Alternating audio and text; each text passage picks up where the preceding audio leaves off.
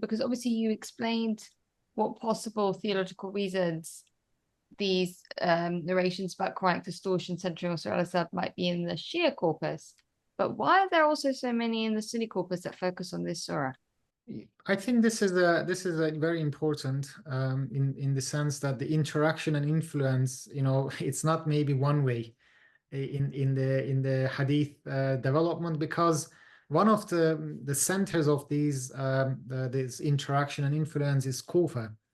And Kufa is, of course, the Shia majority city, but also many Sunnis also lived in there. Many transmitters visited there, especially Ibn Abi Shayba, for example. Peace, everyone, and welcome to another intriguing episode of the Real Talk podcast with Tehran and Roxana, right here on Skeps Islamica, where we bring you fresh and innovative perspectives in Islamic studies. So let's get into it.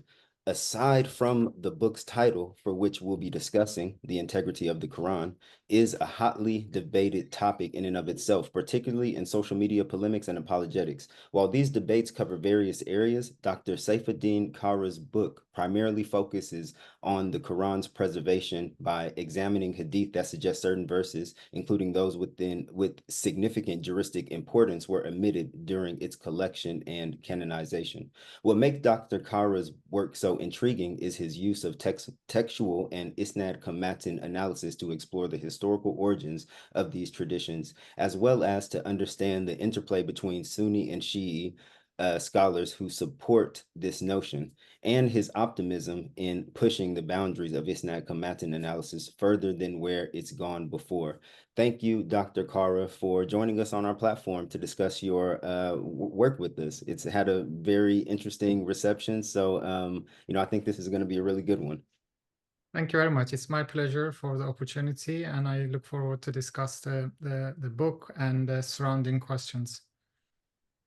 All right. And I would have to say yours might be the first where I've developed a question from the preface, because as we'll probably get into, or as you will answer, and we usually make these questions very generic, and yours kind of isn't as generic to kind of kick off. And so what inspired you to write the integrity of the Quran, and how did your time in Northern England shape the early chapters of your book? We'd love to hear how those experiences influenced your writing, mainly because, Skeps Islamica, a part of the reason why I started this channel is because of my time in Northern England, away from where I was from. It gave me a lot of time to think and reflect, and this is kind of what I wanted to do with my time after gathering my thoughts together. So, I'm interested to hear how your time in Northern England kicked off or shaped the work that we're discussing. Starting with your first question, it is mostly started from my first book, which was actually my PhD thesis, In Search of Ali ibn Abi Talib's Codex. So during my writing that book, and later on starting from my PhD defense and all the engagements, academic and public engagements, I have been always asked about the issue of tahrif, or the distortion of the Quran, because Ali ibn Abi Talib's Codex is actually it's mostly held by the Shias, but also it's in my book, and I mention it. It's mentioned in Sunni sources, mostly actually in the Sunni sources. So there's something about attributing this view that whenever we talk about the Shia point of the Quran or Shiitic approach to Quran, it always leads to tahrif, idea of distortion. I think this is due to the misconception. And because everybody assumes that the Shias believe the distortion of the Quran, which is, as I mentioned in my book, is the minority view actually within the Shia world. But starting from this, actually, I got interested this idea that what about historically, because there are different views. There's the Mudarrisi I mentioned in the book, but there's also there's also very strong opinion about the idea that was in the Shia texts, and later on it was purged away, the idea of distortion. So I wanted to get to the bottom of the, the issue, and so it started with my curiosity, but part of this curiosity is imposed upon me because of the perception that wherever I went, wherever I talked about my book, I was presented with this question. In terms of my time in Northern England, actually, I used to live in London for a very long time, and after I got my the PhD acceptance to my acceptance into the PhD program at University of Durham, so we moved to Durham with my wife and with my family, and it was a very interesting time I spent there. I mean, Durham is a very nice city, and while I was after I completing my PhD, I had to stay there because it was a very cozy place. In comparing it with London, it's more affordable, of course, if you are with family. But that actually during that time, I got a job in the US. But this was a little unfortunate time when Trump introduced this Muslim ban. So although I was able to, just before the ban, I could easily go to the US, attend the job interview. Several days I spent there. It was a beautiful Connecticut. So I was able to do that. But after this ban, somehow I wasn't. I was put into this something called a black hole in the US visa process, called administrative processing, which means that they neither tell you you are denied or you are approved to enter into the country. So the writing of the book actually coincided with this time, and I had to let that job go because it took more than it's still actually in that process, my visa application, my work permit. So eventually, at the time it was Hartford Seminary, now it's Hartford International University. So they allowed me to teach online. This was actually before the COVID. Everything became online at the time. But my COVID started before. I was teaching online courses from Durham. So this lasted 2 years, and I was still working on my book. But the initial chapters, of course, lots of was going on in my life. And so after that, I had to let go of that job because it became clear that I wouldn't be able to go to the US. So and then I had to do some random jobs, but I always stayed with this book because I had already got a contract from Edinburgh University Press, but I wasn't sure. There were times that I didn't think that I would be able to finish it because you had to have a job and time to do it. But I was doing many other things at the time, odd jobs. So it was like this moments of doubts, and I thought I wasn't be able to finish. But then somehow it kept going. It kept going in me. So I applied for this grant provided by European Union Marie Curie postdoctoral network, and this was actually the turning moment in my actually the books, the writing of this book, because it allowed me to go to Canada, and it's actually exposed me to different. I started actually in Germany, University of Göttingen, and then University of Toronto, and then University of London. So I was suddenly exposed. I was living in a kind of a very remote part of the world. I mean, of course you say England, but it's northern England, so it's like just no man's land. It's just from the border. So I was from there. Suddenly, I was just like I was able to. I had access to some of the leading scholars in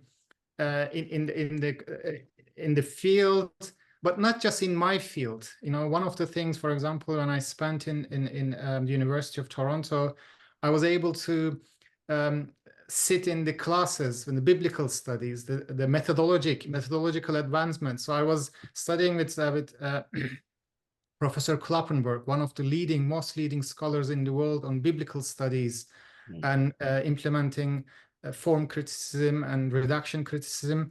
So I was actually able to satisfy also my curiosity, follow my curiosity, learning more about the biblical methodologies.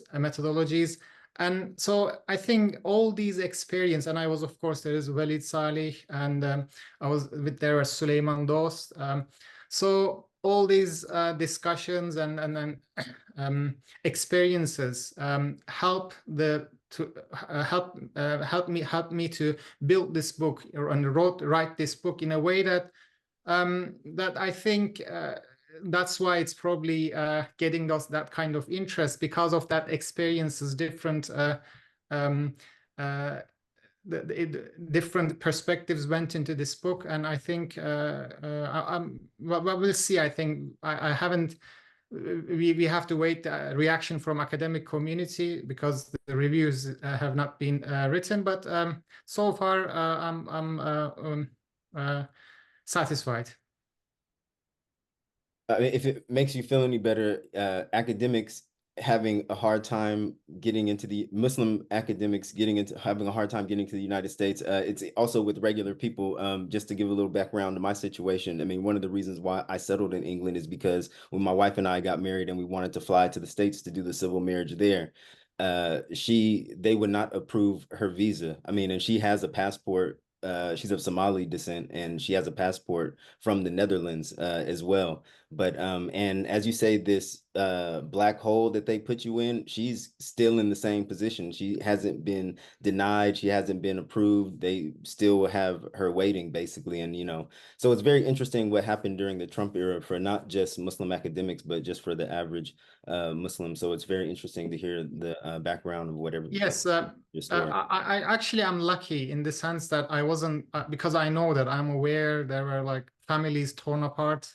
So I'm not actually much complaining, because at the end of the day, it helped me, because, I think it boosted my career. It exposed me to, different countries, different the settings. But I think there are many Muslims out there who really suffered in terms of the family union.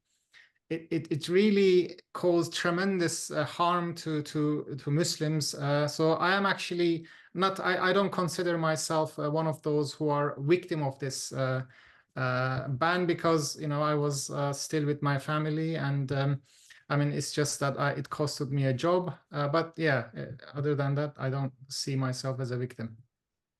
All right, and moving out of your preface and into your introduction, you state in your introduction that the field of Hadith studies has stagnated for several decades within academia due to deep-seated colonial and ideological bias against Islam and Muslims. Why do you think this bias has had such a detrimental effect on Hadith studies in particular, while there has been simultaneously significant work accomplished in Quranic studies? I mean, to the point that they say that there's a so-called golden age in Quranic studies within academia. It'd be interesting to hear your views on that. I think there are several issues that needs to be addressed in connection to this question. The first issue is, of course, there is this sudden boom in Quranic studies. But if you look at the Quranic studies 15 years ago, when I started my 10, 15 years ago, it was in the same situation.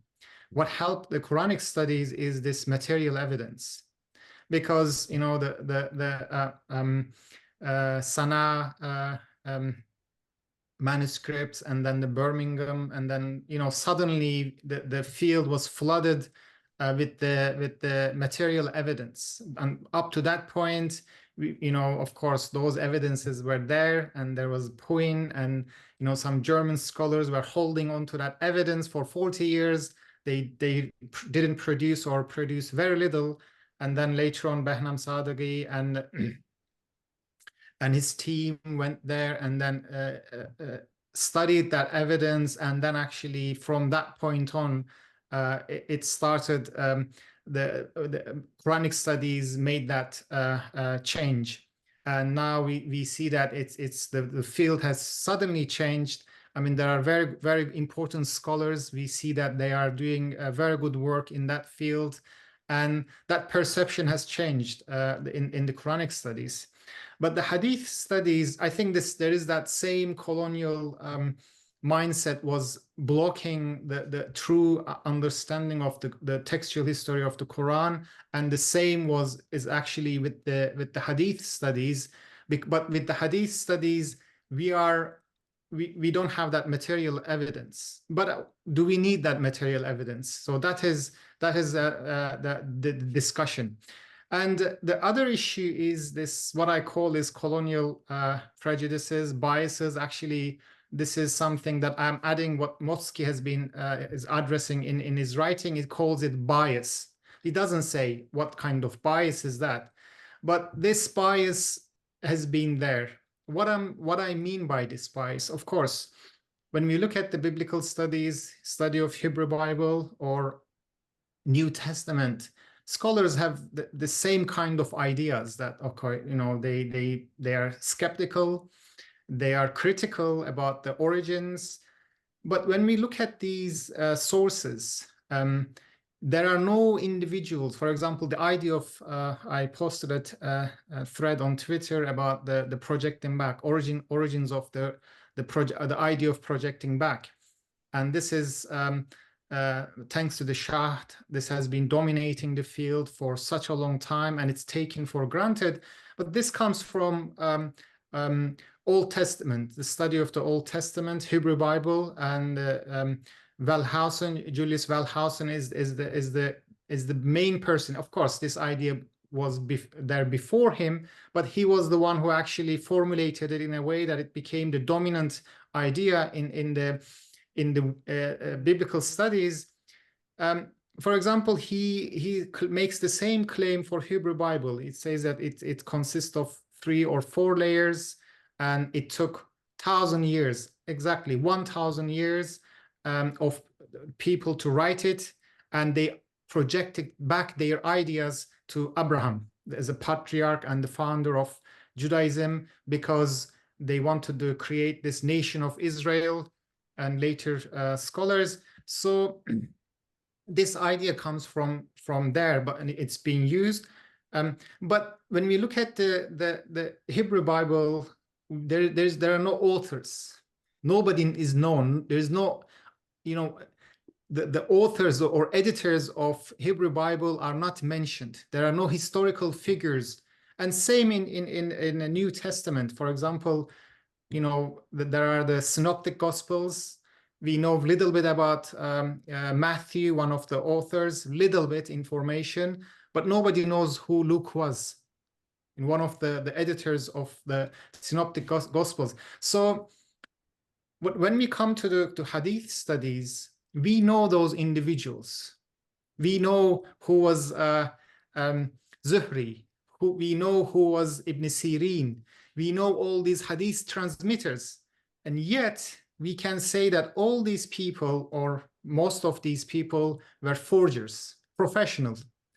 So I don't know, like, this is something, there has to be an explanation. Why would somebody knowingly, willingly call these scholars forgers, professional forgers, and also people who quoted from them, they knew them, so they must be also involved in this forgery professional scheme.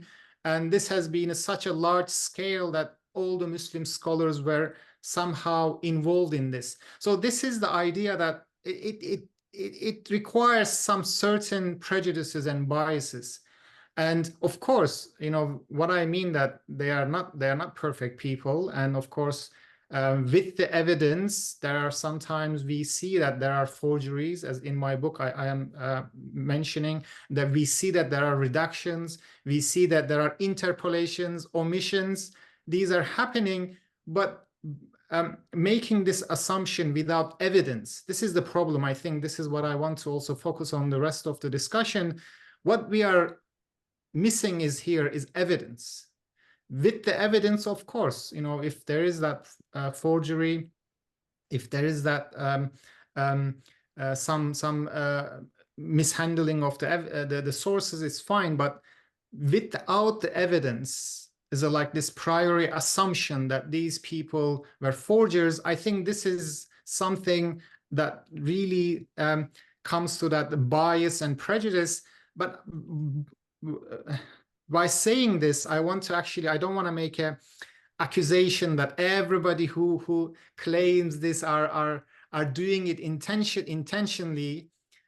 No, you know, this is a mindset that you are actually, when you enter into this study, this environment is formed already. You are just entering into this world, that this is some kind of a doctrine. It's actually that kind of doctrine that you are part of it already.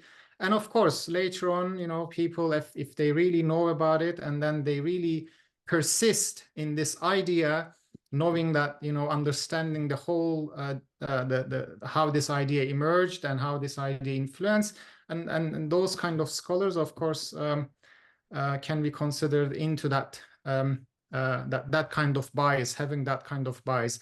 But, you know, people without knowing that, they you know, this is what the environment is, this is what the dominant understanding, and they become part of it. They are, of course, exempted from that kind of mindset, having that kind of prejudice and bias. And, you know, you're really starting to see it creep into the, you know, amongst Muslims as well concerning hadith, just considering that they're straight forgeries. And, you know, I kind of fell into that assumption myself when I really looked into hadith, having just a little bit of understanding of it. And I do wonder, is there a bit more charitable way to see why we have certain variations instead of seeing them as straight up forgeries? And I wonder if that stems from looking how oral transmission happens versus written transmission. You know, when something is mistaken in a written transmission, you know, from my understanding, from what I have, it's very different if something is transmitted different orally. You know, the intention behind the mistake is a little bit different. But would you say what evidence is needed, like how evidence was found in Quranic studies in order to kind of push it forward? What evidence are you saying within hadith studies do you believe need to be found in order to kind of push it forward? I think one of the issues, and this has been bothering Muslim scholars as well. I mean, when you know, Muslim scholars are not very gullible. I mean, they have very, you know, when you read the Muslim scholars, when they are hadith, the science of hadith, especially, for example, if you read jurisprudential books, there are volumes of writings about how to authenticate hadith, because, you know, the existing of this authentication,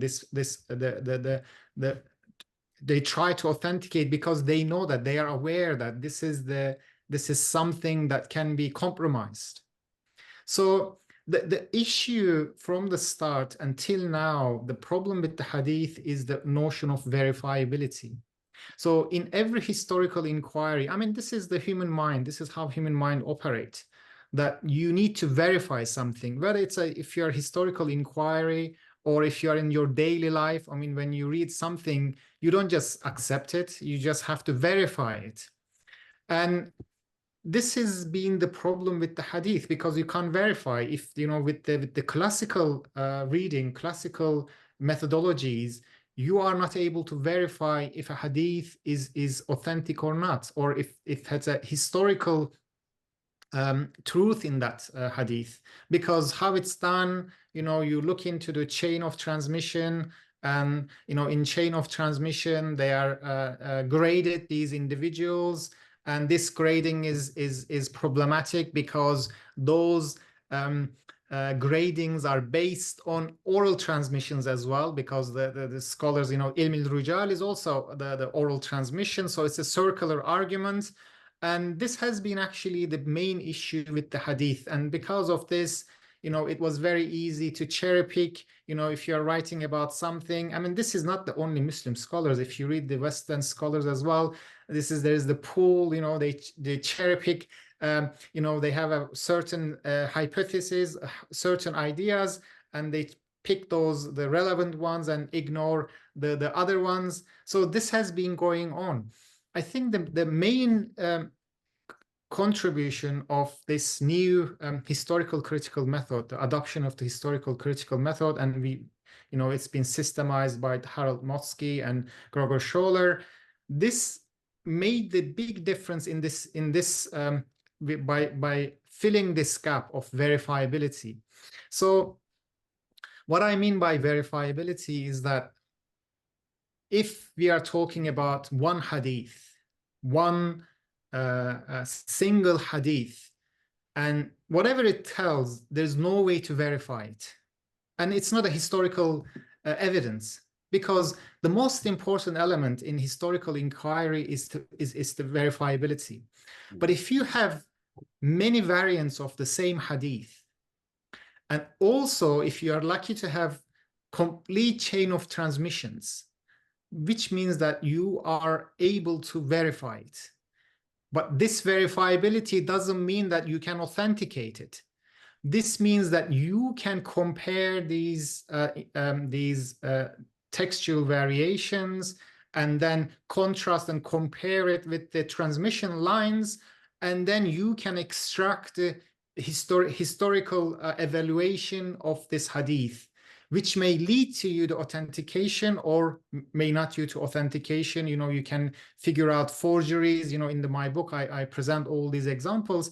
So I think this was the main issue. This has been the main issue. And this is why it created so much reaction to hadith, because initially with the traditional way, there is no way to verify it. This lack of verifiability.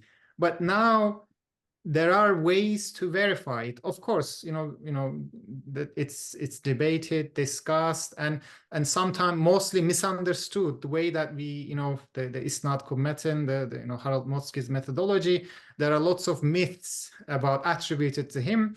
But the overall, the idea is that to be able to verify and refrain from making generalizations. And this is one thing, actually.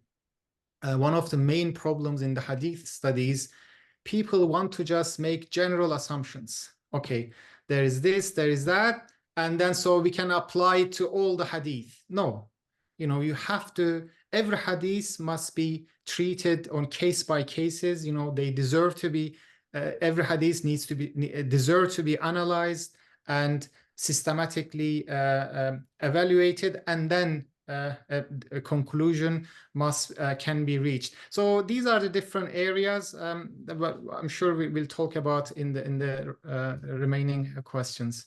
Yeah, so because that leads to my next question. I mean, do you believe that contemporary hadith scholars, and when we say hadith scholars, we kind of blow it open wider than just Muslims, because non-Muslims within academia as well are looking into these things, as well as non-Muslim laymen, I'm surprised, who are interested in hadith scholarship as well. But do you believe that contemporary hadith scholars in the 21st century are better equipped to identify forgeries than, say, classical hadith scholars and critics were?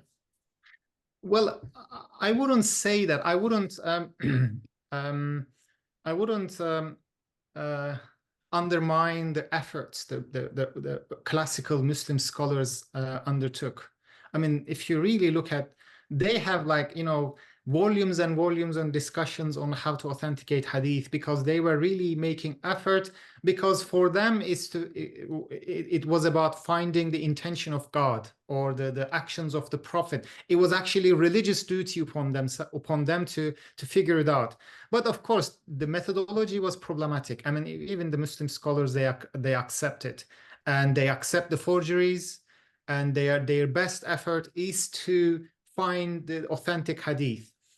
But there was, of course, the methodological problems. And now, actually, nowadays, we have several advantages, one of which is the systematic methodology, which is coming from the historical critical method on biblical studies, because they've really written a lot about it. I mean, you can't follow the volume of this work written about form criticism, reduction criticism, historical critical method, and they have really made huge progress. And what we are doing in Islamic and Hadith studies, actually, we are making use of the already established studies in methodological advancements in the biblical studies. And the second most important advantage we have is we have access to now the digitization of the hadith. You just go to a website, or you can go to an app, and then you write just a term there, and then all the hadith is just there. And then you can have a bird view. You know, you can see everything, what has, you know, the different variants, you can collect them. I think we are even better than the scholars 20 years ago, like Motzki, Yumbol, you know, they had to really, or the Kister, you know, these are very, very, you know, scholars, you know, they really go, you look at this amount of scholarship that they do. You know, nowadays, of course, you don't have to do it. You can, the way that they collected probably took them years to collect, one year probably. Now you can just go and do it in 1 week, maybe 1 day. So we can see the different variants of the hadith, but also nowadays, actually, there is the emerging new field, which is the use of artificial intelligence. Now, because, you know, if you really can utilize this new tool, then you can have better, you know, understanding, of better opportunity to analyze hadith. So I think we have advantages, a lot of advantages than those scholars. But I'm not saying that maybe we are better than them in the sense that, you know, it's just within this framework, with this all this advancement, methodological, technological advancements, we are able to see the full picture maybe in a shorter time, and more as a whole better. And why do you believe that the isnad-cum-matn analysis in particular is the most methodologically sound means we have to study the hadith corpus? I mean, are there any possible shortcomings of this approach, and how do you seek in particular to overcome them in your work? So when I was writing my PhD thesis, I was using isnad-cum-matn, and I was communicating with Harold Motzki. You know, he was a very approachable man, and so I wrote my chapters, and I would send it to him, and he would come back with lots of criticism, and then corrections, and then suggestions. So, you know, I was in, of course, Durham. I didn't have much interaction with outside of the world, so I knew I was doing something, but I wasn't sure. So when I finished my PhD, I attended one of my first conferences, was ICSA conferences we had in Yogyakarta, in Indonesia, and there was Fred Dunner. So I had an opportunity to sit with him. So my question was, you know, of course, you know, I knew I was reading about it, but I wanted to have, you know, a very authority. Of course, he's he's one of the authorities, probably one of the most important authorities in early Islam. So I asked him what he thought about the isnad-cum-matn method. He said, "What else do we have?" So, you know, the idea is that, of course, this is not because, you know, it's something, it sounds good, you know, it's stylish, you have all these diagrams, you know, all this textual analysis. I think, again, it comes back to the one important issue, and this is what isnad-cum-matn does, isnad-cum-matn method does, is to verify. So that isnad-cum-matn method brings to the table is not, you know, when you look at the Motzki's writing about evaluation, one of these most important writings is the dating Muslim traditions. He evaluates what has been done so far. And everything else, like he looks at Golzar, he looks at Schacht, he looks at Yumbol, it's all about, you know, of course, we are not undermining their contribution, they are great scholars, but there's always arbitration, there's always supposition, but, some unproven or theoretical assumptions. It's all about assumptions. You have to, for example, there is the projecting back, you know, if you look at the Yumbol, anything above, you know, the common links are the forgers, you know, but when you look at the isnad-cum-matn method, it's actually comes with this idea that every hadith is an individually a historical source, is an individual, you know, again, it's taken as a something confused often, that, you know, isnad-cum-matn method consider all the hadiths authentic until otherwise proven. No, the idea is that every hadith has a historical value, historical credibility. So what we are doing, our objective is to uncover that historical credibility. You know, when you analyze, you know, so you see that many things added, you know, some hadiths could be interpolated, omitted certain things, and certain hadiths you can only trace, you know, 2nd century, you know, because, you know, that there are problems with the hadith. And sometimes you can go up to the common link, and then sometimes, very rare occasions, you can go all the way to the prophet or a companion. So what it brings, actually, it rids the field from those assumptions. And it comes with the idea that every hadith deserves to be treated as a historical source, is the credible historical source, until otherwise, you know, it's proven, until otherwise it's proven. You know, this is what actually you do. Again, it needs to be verified. You know, no hadith is considered authentic until otherwise proven, but it is considered as a historical source. And there is no dispute on that. This is what the unequivocal, the isnad-cum-matn method, and this is the whole point of isnad-cum-matn method. Every hadith deserves to be studied until a decision is made about its historicity. And even if you can't trace it back to a certain point, again, you learn a lot about why that hadith came into existence, the process it came into existence. And also it comes with this idea of verifiability, and it's actually reinstate some sort of comfort to you, that you are comparing, and then different textual variations, you are looking at the chain of transmission by verifying. And, you know, this verification might lead you to historicity, historical credibility of the hadith, or forgery of hadith. But in either case, you come with the verifiability. And for example, Motzki never went up the common link. He never passed the common link. So he dated, if single strands, I'm talking about single strand hadith, which came with one transmission line from the prophet, and then maybe the companion or tabi'un late, and then fans out. This is what I'm talking. I'm clarifying, because I see that there are also a misunderstanding about what single strand is. So for Motzki, I mean, in my PhD thesis, I was actually, he emphasized that many times. He corrected me, he warned me, he would never go above common link, because this is the verifiability. This is the limit of the verifiability, because you can't verify if this common link had a source or not.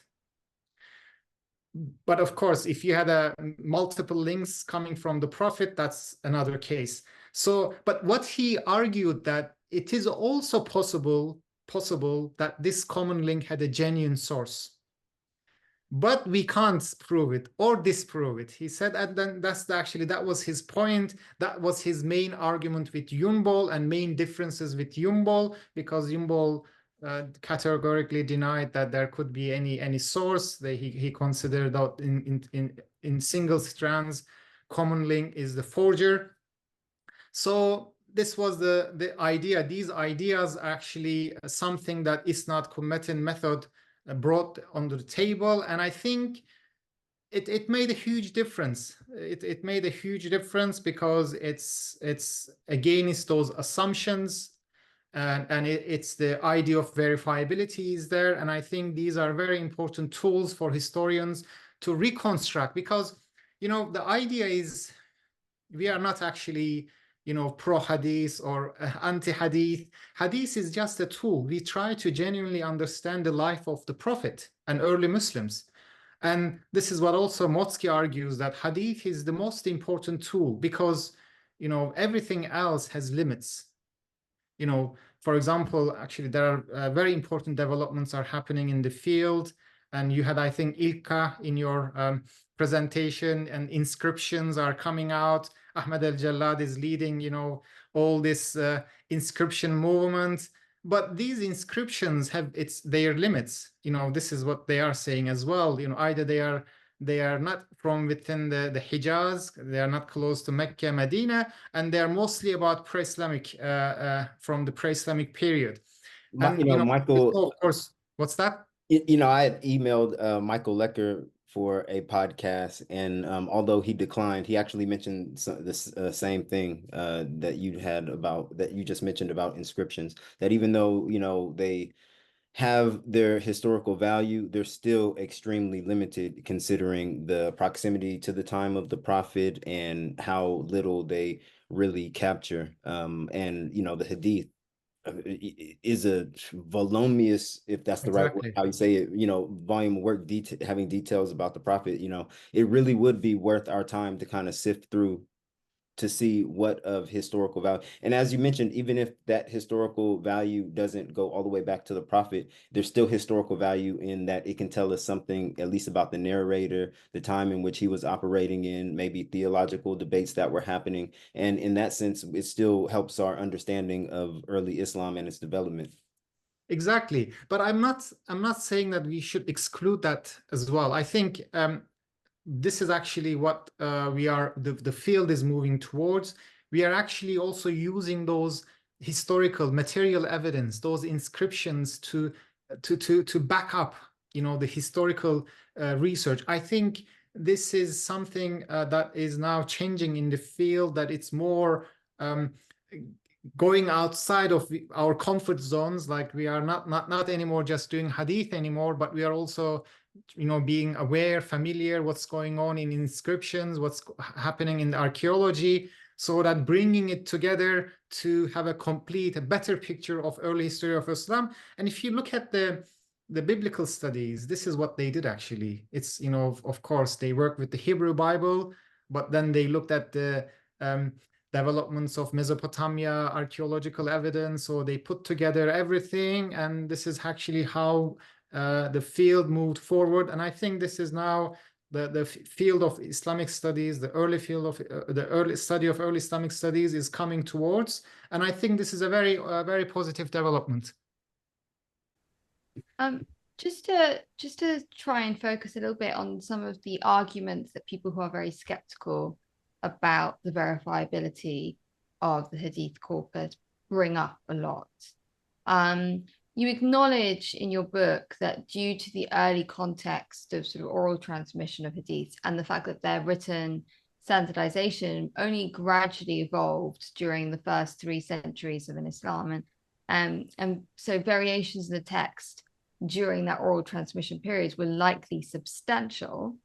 How does this affect our ability to trace any of these reports back to the Prophet and his companions? And would not the nature of oral and paraphrastic transmission over the course of at least the 1st century mean that any original matn was at best heavily distorted, or even at worst, like completely obliterated in terms of transmission?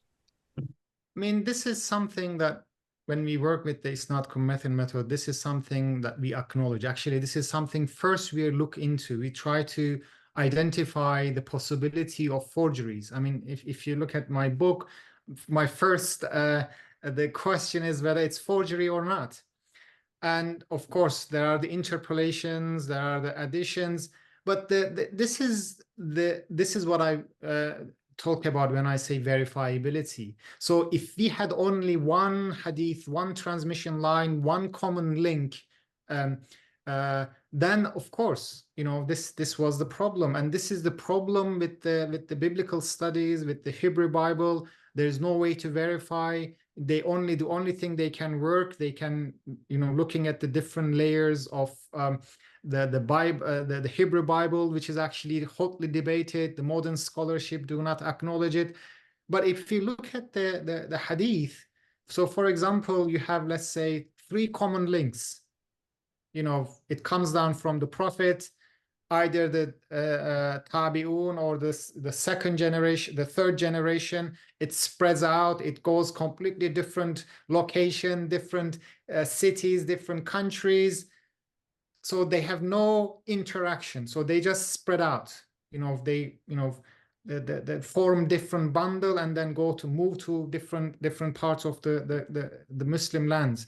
So if you analyze, okay, the text, and then for example, in the second hadith that I analyze, this third hadith, third chapter of my book, and there is one bundle, and that bundle talks about the Prophet's stoning of the arbitration, and then later on stoning on the Jewish couple, the Jews there.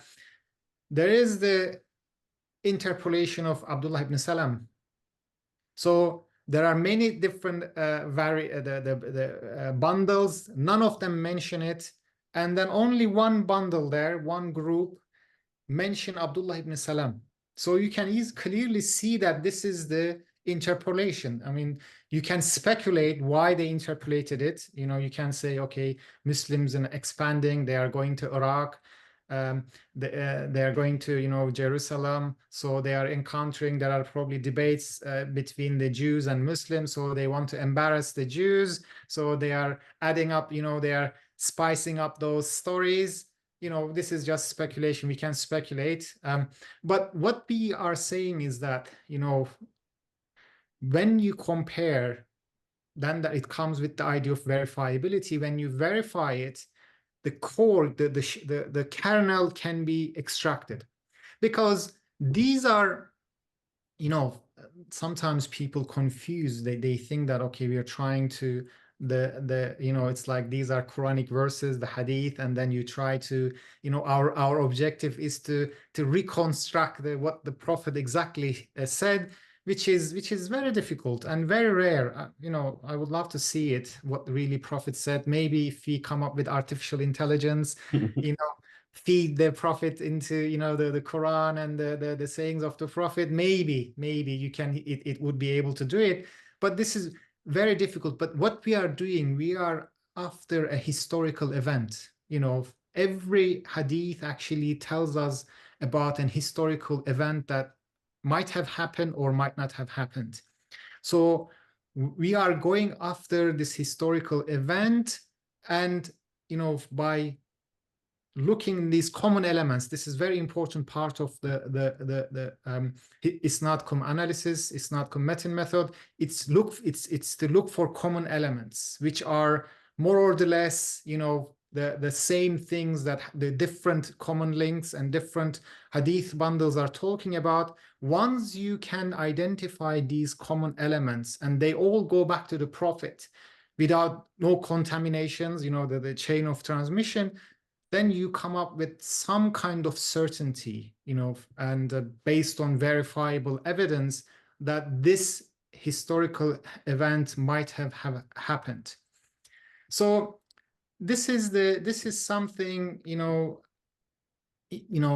it's like, for example, if you are in a, I'm also very interested in, crime stories and crime, movies, the writings. This is what they do. For example, if there is an event, if there is a homicide or something, happened, and they want to discover what happened, for example, they listen to different witnesses. And these witnesses, they all see the event from their own perspective. And when they articulate that what happened, they all again comes out of their own memory. So this is, and there might be changes, there might be, paraphrasing what probably when the event happened, when they witnessed the event, they all say different things. But what they are saying, what is common here, something happened there, and more or less they are describing the same event with different words, different details. Once you peel those different details, individual contributions, what you get is actually what happened there. So this is what actually isnad-cum-matn is trying to achieve, to go back to and get to some kind of idea about what happened in a particular time, in a particular place. But not always, this is not always possible, of course. If there is, of course, if there is evidence, verifiable evidence, then we can do that. But if we can't do that, then of course, for example, if it stops at Zuhri, if he's the common link, then you might just speculate. But then again, I think once we finish all this entire, this is my dream, to entire hadith corpus, you put through this kind of systematic analysis. Probably this would be the first time, and then you can put the pieces together and probably reconstruct a new biography of the Prophet, which probably would be very different than what was written, what has been written so far. I mean, that reconstruction project is something that we all would very much be excited about and we've been talking about for a long time. In terms of, again, sort of investigating the pushback there is in the academy against the verifiability of hadith, how do you account for the sort of suspicious abundance of long-lived narrators, particularly centenarians, that are cited in isnad among the earliest generations, and that also coupled with the sort of relative absence of prophetic hadith in early hadith collections, that we have quite a lot of early hadith that are attributed to the followers and then the companions. And as we get to the 9th century, suddenly there's a high quantity of prophetic hadiths in post 9th century hadith collections. Both of these ideas or these conclusions are the things that the revisionists point to support the late retrojection and fabrication of isnads. How would you respond to those sorts of arguments? I've read a long, very long discussion. You know, this is one of the things that Motsky responded. I read it a long time ago. If I remember correctly, he had several arguments against this. For example, he would say, you know, these people are, you know, it's not uncommon for people to live long. I mean, it's not something new. Actually, nowadays people live, it's more difficult people to live longer, all this cancer, you know, all these unhealthy living. You know, of course, at the time there were diseases, there were wars, harsh conditions, but scholars, if they had a, you know, nice, good living, you know, without a comfortable life, they could live longer. And there are examples of it. Not in Muslim world, there are examples of it in the medieval Europe. It was inverse situation than the Muslim world. There were many long-lived the individuals. So Motsky would say these people transmit more because they live longer. You know, this is another argument because, you know, as a scholar, if I live, for example, another 50 years, I would produce more, and then people would cite me, and then I would become more prominent. Like, of course, if everything goes well, provided that I am doing the right things. But this is just an example. So this is one of the arguments. And also, you know, he would come up with the idea, you know, this is not the solar year, lunar year is a bit, you know, shorter. So, I mean, but one issue is there, I think, aside from these technical details, and this is one thing, again, it's the addresses the question and the addresses the main problem in the field is none of it is based on systematic analysis. I mean, who has done, I'm not sure if it might have been done, but I'm not aware of anybody who is statistically analyzed how much of these people, these transmitters, were they lived long, very long, you know, or how much of it lived shorter life, and what is the proportion of this in terms of the general population or proportion of it to scholarly population. So this is all speculation. I mean, again, this is one thing. For example, when Motsky talks about their debate with Michael Cook, when they do, you know, this kind of criticism they come with, I mean, what they do is they say, they show the possibilities by which people could forge a hadith. You know, this is all possibilities, those all speculations. It's like, you know, saying, you know, this is nowadays, it's the profiling. I mean, I would be stopped at the airports because I was a Muslim, between under 60, and then above 18. So it's profiling, and it's wrong. There are the profiling against, in the UK, this black, people, they are more, stopped and researched because of their, so-called inclination. These are all biases. I mean, how? Like, these are all possibilities, and it's all assumptions. And this is the main issue. This is what Motsky is actually, I see, really frustrated, trying to explain. And I'm also frustrated because when I submit my paper for peer review, these kind of criticism comes, I'll say we can never know, what happened, and this just based on assumptions. So these are assumptions, and I'm not saying it might not be, it might be true, it's wrong. So what I'm saying is what Motsky said: let's study it, let's analyze it, and if it at the end of the day, okay, then we studied everything and we come to this conclusion, these long-lived transmitters were forgers, or it's just that they were mythical characters, then okay, so be it. But then without studying, without having this kind of proper systematic study, if you come up with this idea just based on few names, few individuals, then this is nothing but an assumption, and I think we have to correct ourselves. And one thing you brought up earlier about sort of single strand traditions and the skepticism around that. How do you view the skepticism towards the sort of ubiquity of single strand transmissions prior to the common link, which the skepticism views them as inherently sort of unreliable and an overwhelming historical improbability that the Prophet only sort of transmitted to one companion, who then transmitted to one follower, etc., until we get to the common link. How can single strand traditions be adequately explained in a way that justifies the position that transmission could have extended prior to the common link, that we can, like you said, even Motsky stops there, that we can go beyond that? That's right. I mean, it's a possibility. This is what when we study single strands, it's a possibility. It might be either forged, it might be, or it might have some historical truth in that. And just because we don't know, it doesn't mean that it's forged. So what Motsky says is that these these common links who transmit single strands were the first professional hadith collectors, because not from the start everybody was like scholars and they were concerned about collecting hadith and transmitting hadith.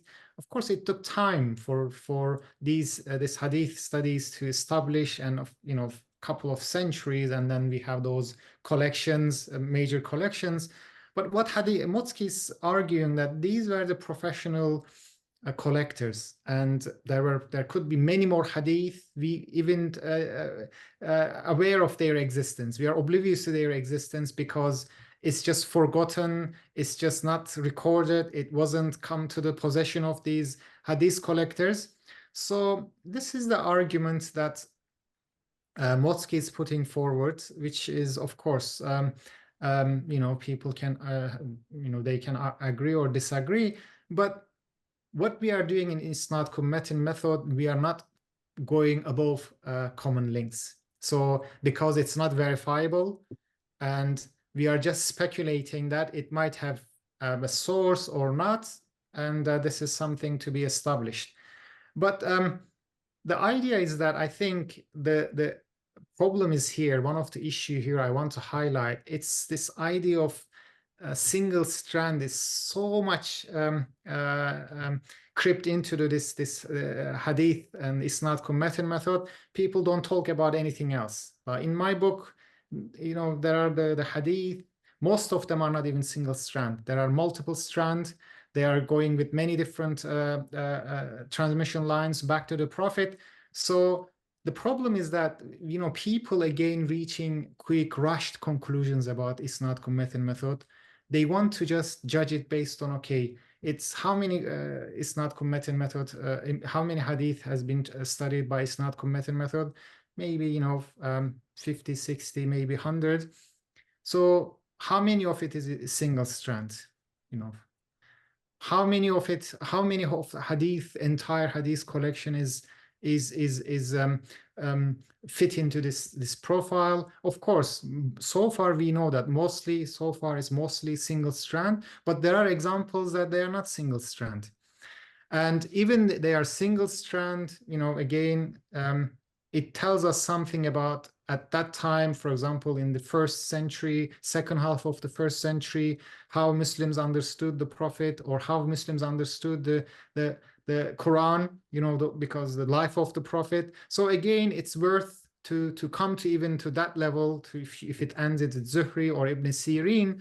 Again, it's important that we study and exhaust all the study of all the hadith compilations, and move the field forward and try to shed more light on the life of the Prophet.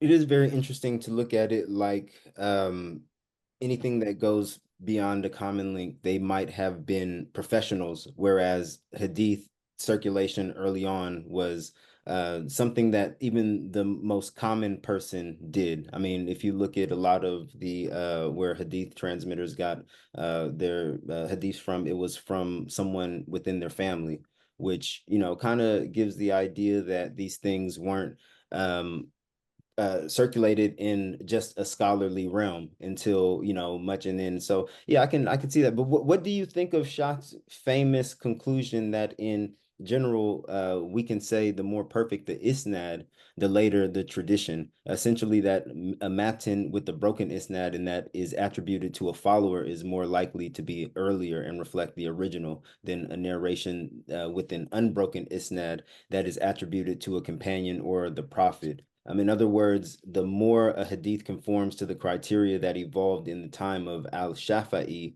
the more likely it dates back to the time that the criteria emerged. So I'm now in the Netherlands where Motzki worked. I mean, it's Radboud University. So I sometimes go there, and I sometimes meet the students of Motzki, and we have a chat. And his students would tell me that in his teachings, he would always ask, what is the premises of an argument? I think this is very important. And this is what actually in his writings, exactly what he does, that he breaks down the argument and the comes back to the premise. So what is the premise of this argument of Shaht? Is that it's the assumption, isn't it? Where that idea come from? How do we know this is why do we take it as a fact that because Shaht says it? And where does Shaht get this idea from? I think this is, you know, of course, this is something important that we look for it. I mean, I'm also skeptical. And one of the things actually I was looking at, I was reading and randomly came into contact, is that if, for example, in the court testimonies, if the testimonies are so perfect, meaning that, you know, they say exactly the same things, different verbatim, the testimonies, the judges are very skeptical about it, you know, because then that means the collaboration, that somebody, you know, that they are doing something together. So I am also very suspicious about it, and Motzki also very suspicious about it. And, you know, because if it is, for example, but we are suspicious about it, not with the chain, but with the text.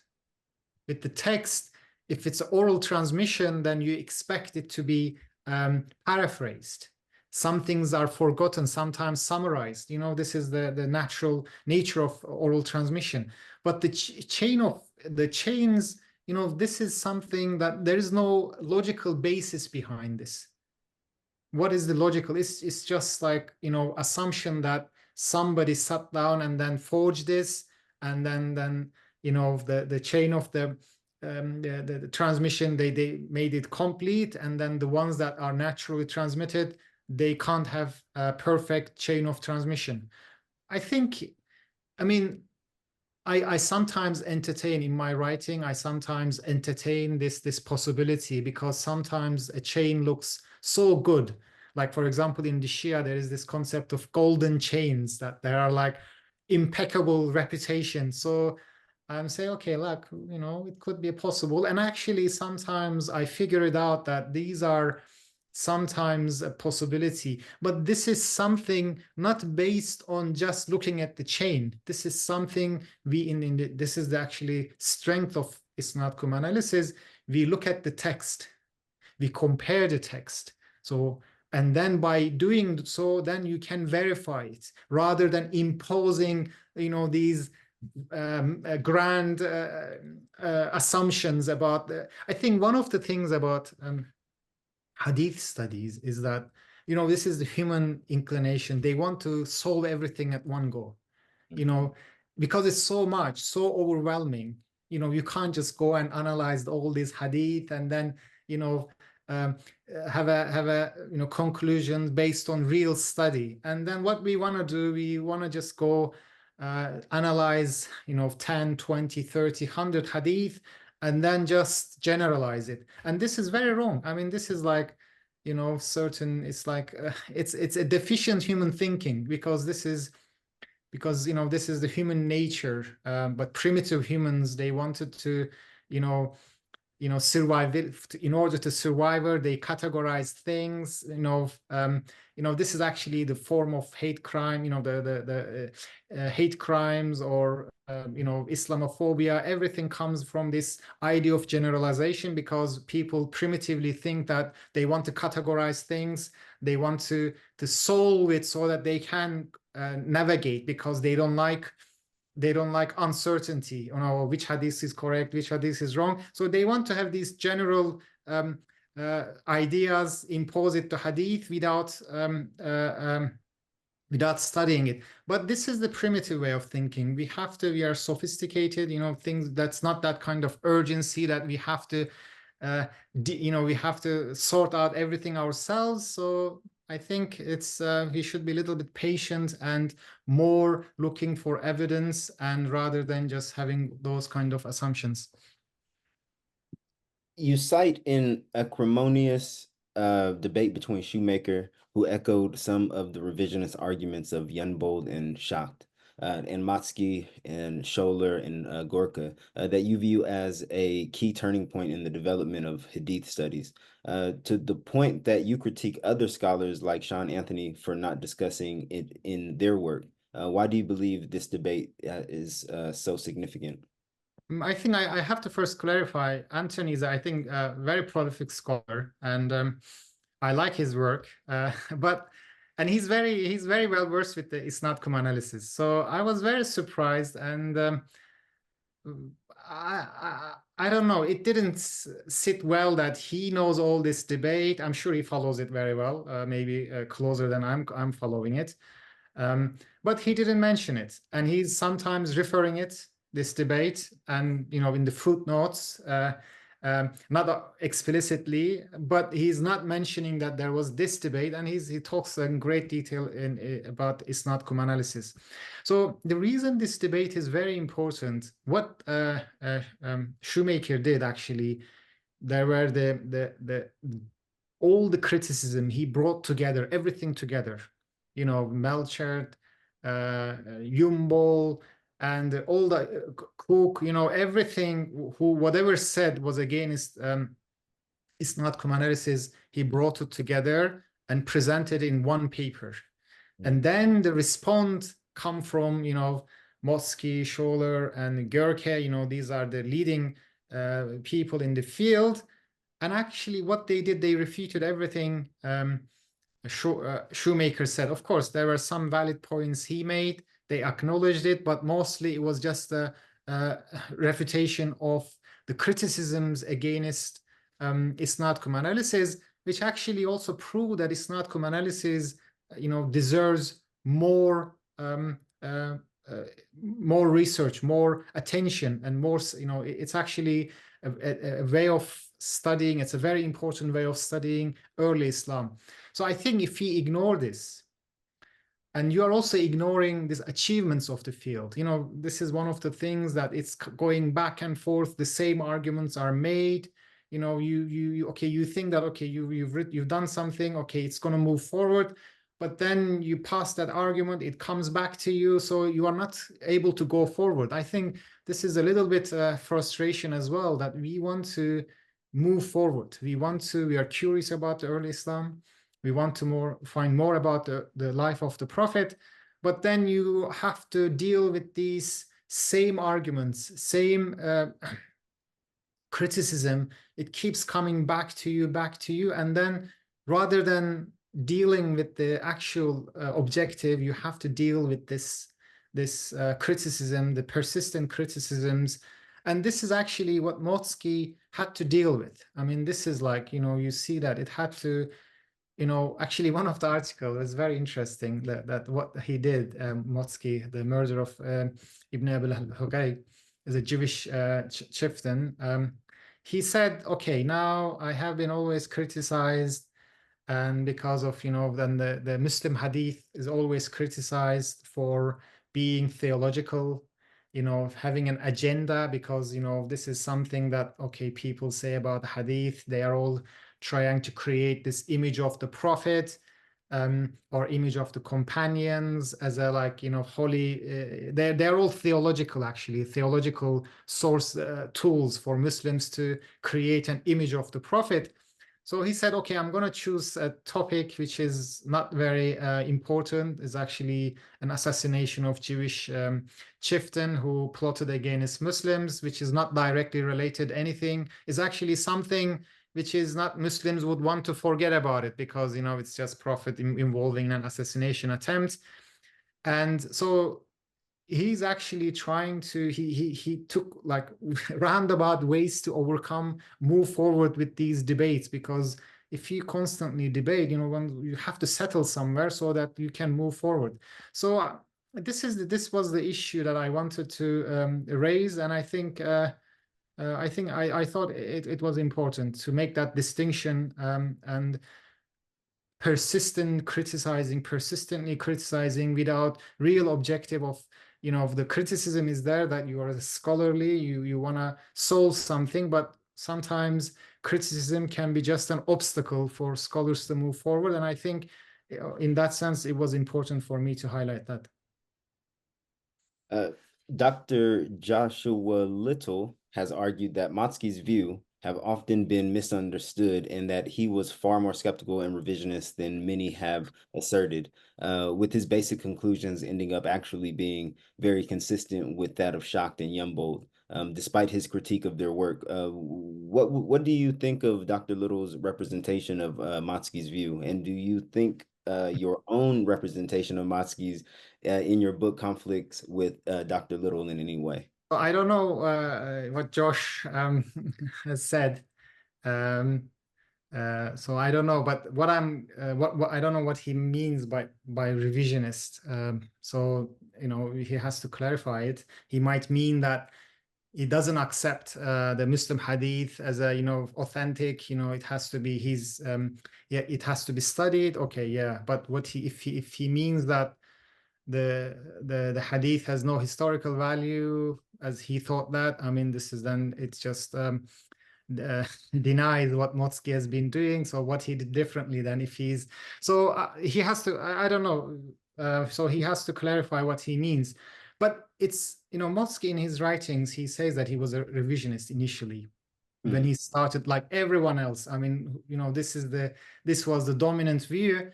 And when he studied deeper, he realized that there could be way to study hadith historically, and this is why he developed this method. So I agree to some extent with Dr. Little, is that it could be, you know, sometimes it's taken out of context, the views of Motsky, and Motsky believed that all the hadith is authentic until otherwise proven. So, okay, we can do anything we want. And some people might do it, of course, you know, people, you know, but in the scholarly sense, I don't think he was a revisionist. I mean, it's very clear from his works. Oh, he was critical. Of course, he was like, even Muslim scholars were critical. Nobody accepted hadith as a authentic.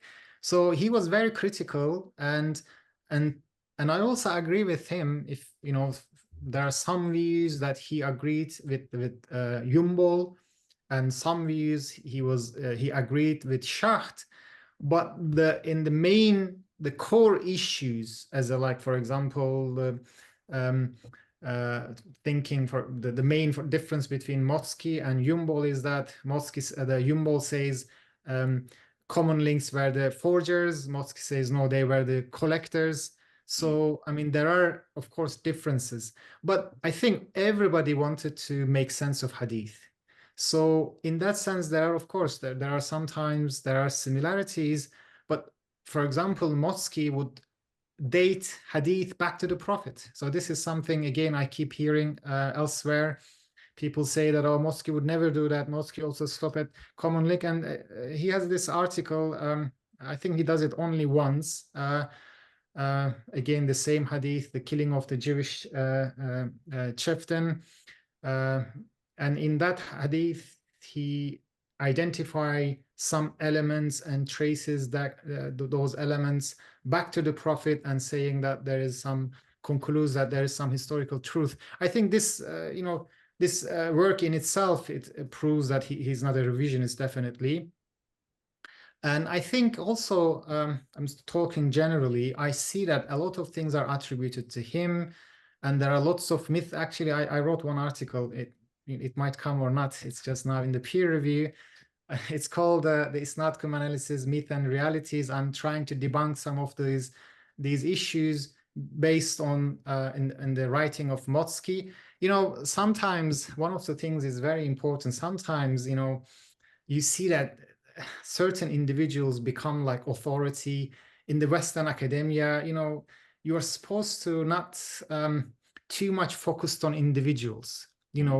In academia, Western academia, I see myself from within this tradition. I sometimes say Western academia people get offended, but I'm also, it means they're trained in the Western academia. So I see myself from within this tradition.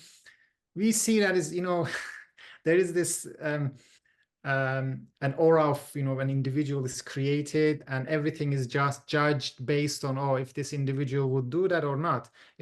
This whole idea of methodology, coming up with this strong methodology and use that methodology rather than individuals' opinions. This is the whole unique aspect of the Western academia. And I see that there's lots of similarities between the Eastern, seminary scholars, because this is how seminary opinions are formed. There is this leading figure, and people try to legitimize their views based on this individual's views.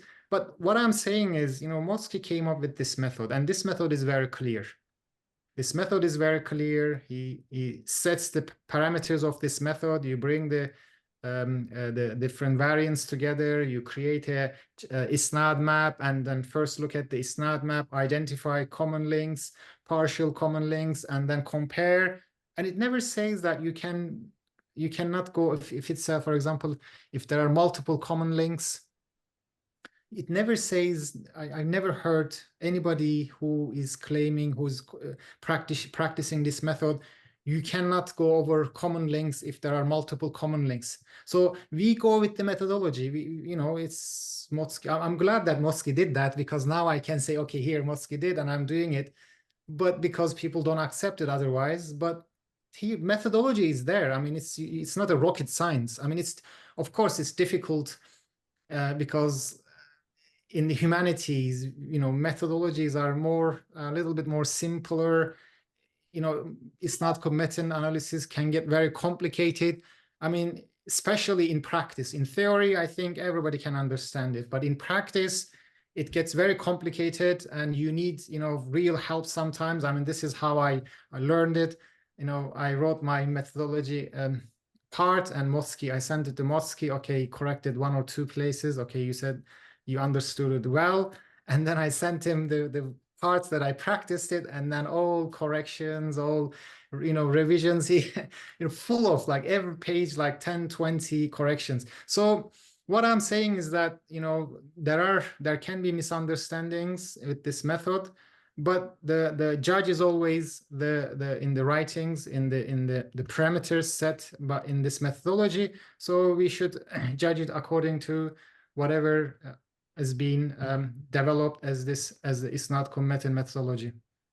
Yeah, I think you're right about focusing. I'm sorry, I mean, if you have something to say, go ahead and I didn't want to take away from your because mine's links to the next question. So if you want to ask yours, Go ahead. okay, yeah, you know, yeah, because a lot of what I hear concerning Matsky, it was first came from like my Muslim friends, like, oh yeah, there's this non-Muslim academic who says that he's able to date hadiths back to the Prophet. So from what but then I hear from academics like, no, he never said anything like that. But it seems like you have more of a middle perspective on his work that, you know, he hasn't exactly said that, but he's saying that there's a certain possibility, considering certain hadiths that he's analyzed, that there are historical kernels that do seem to trace back to the time of the Prophet.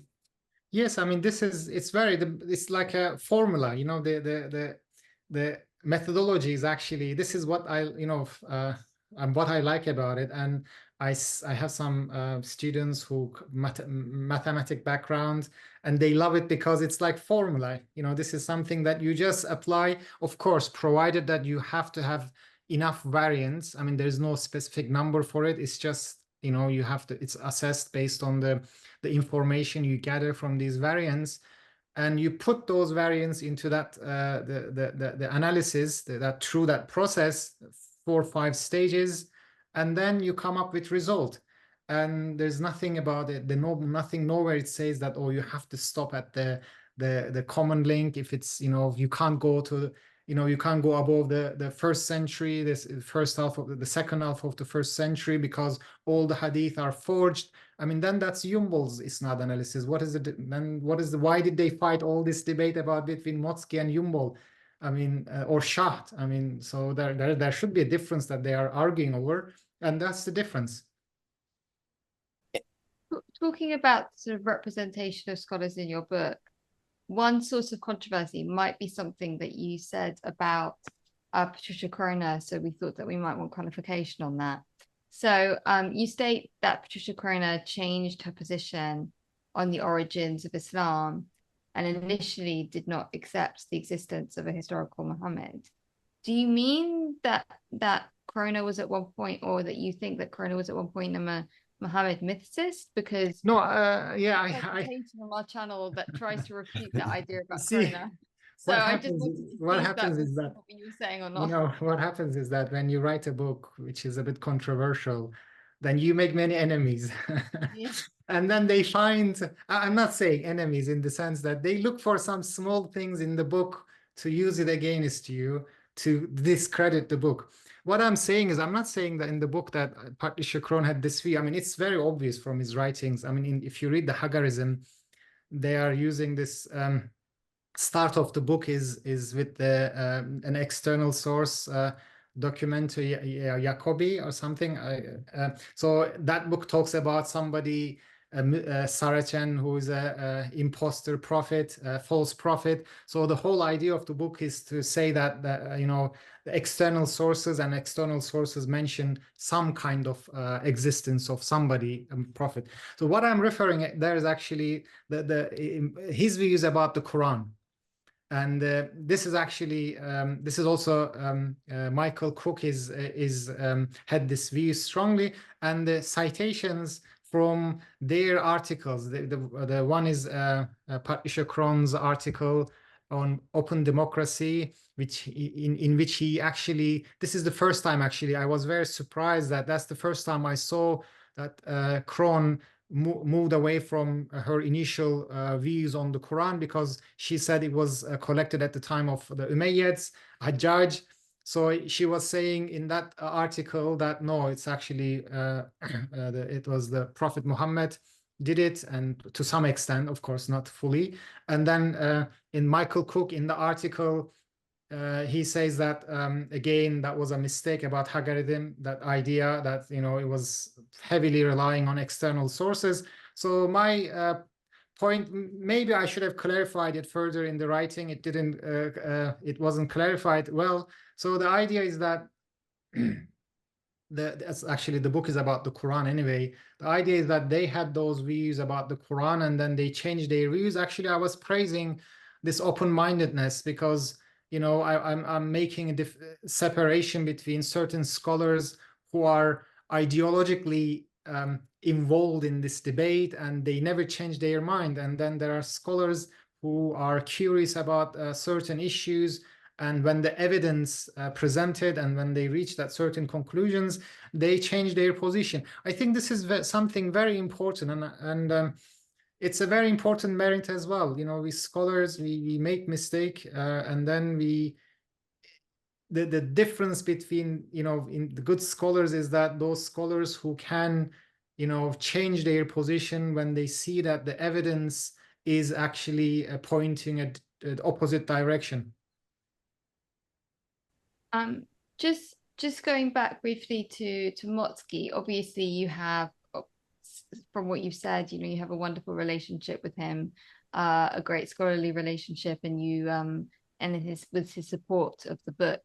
But do you, as somebody who wants to view him through an objective lens as well, do you see any weaknesses in his use of isnad-cum-matn analysis, and how do you believe that your work avoids maybe the weaknesses in his methodology to unlock isnad-cum-matn analysis full potential? I don't think, I wouldn't say it as a weakness, because Motsky lived in a very different environment. I mean, it was in the middle of this revisionist domination, you know. I mean, when I say it, it's not just a scholarly domination, you know. This is academia is a small community, and, you know, people can get very emotional.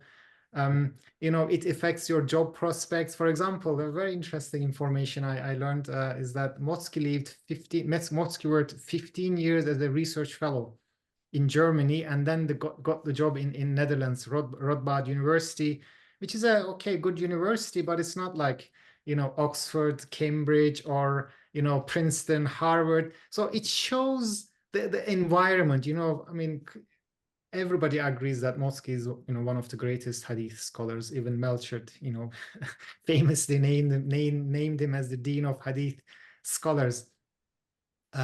Because, I mean, you can't appreciate, you can't, you know, you can't be, you know, it's amazing the way that his scholarship, that you compare with his peers.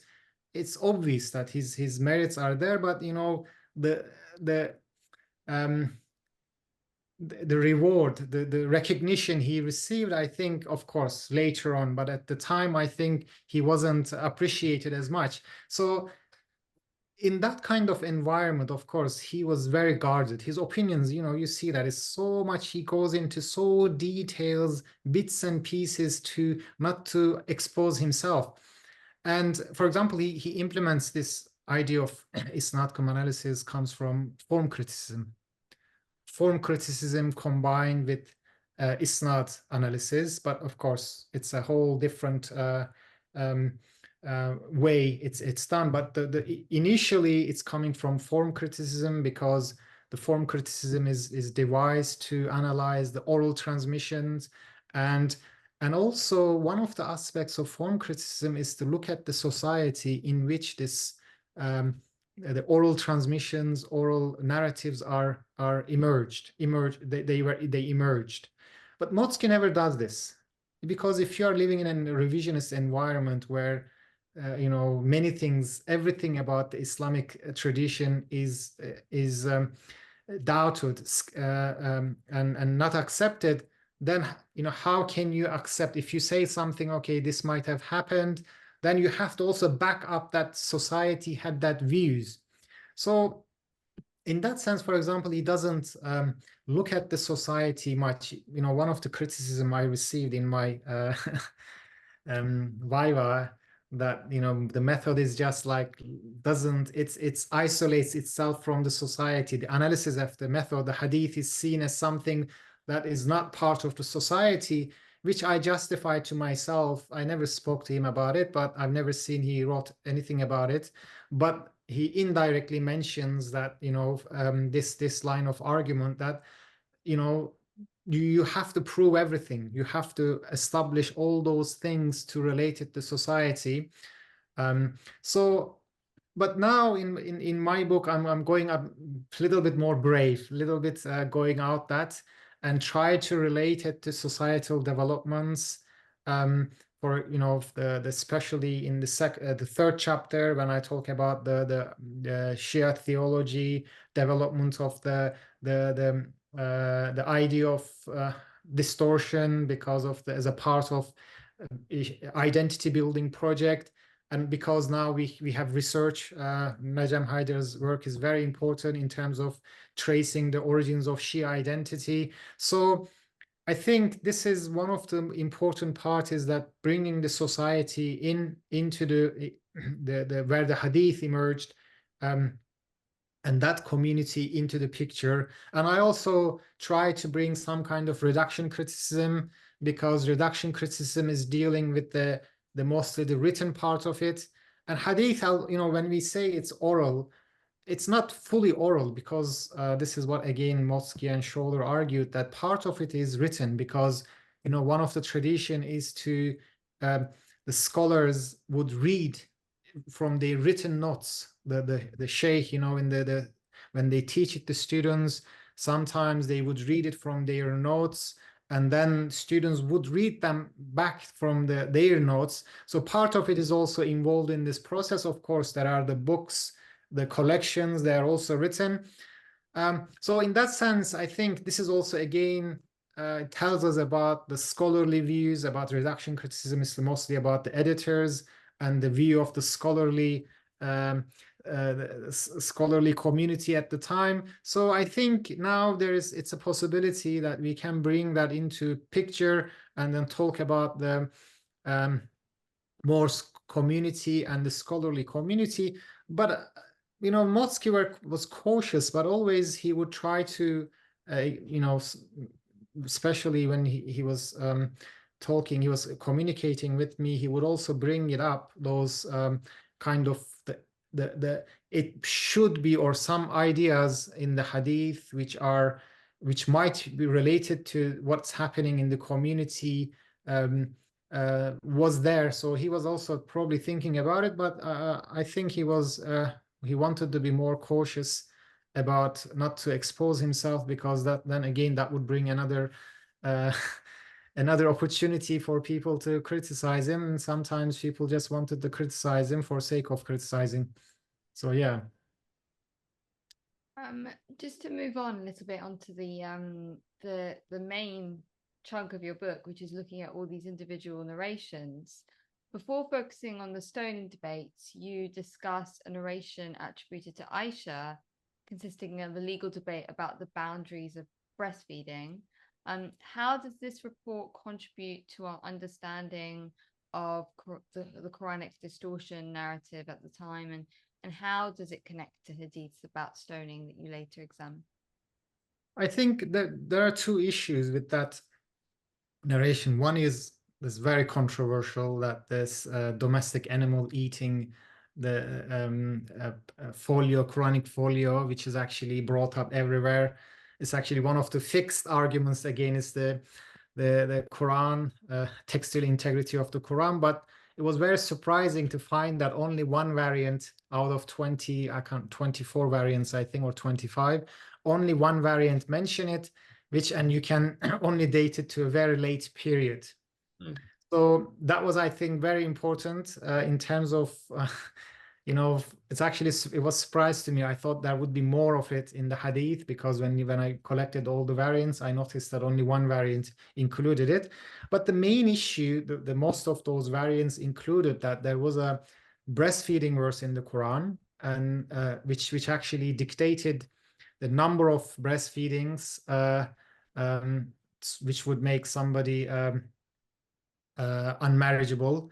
This is one of the legal terminology, mahram, in the Quran, in Islamic legal tradition. So, and the argument was that this was lost from the Quran. The number of the verse that dictated a number of time that somebody must be breastfed to be excluded. So that was actually interesting in the sense about, it talks about, when we talk about distortion of the Quran, this comes with the idea that in the Quran, the Prophet Muhammad is pointed out as the person who preached it, and he is the sole authority in terms of anything to be included and excluded from it. So what these hadith is imply that after the Prophet, certain verses were removed from the Quran, one of which is actually this breastfeeding verse.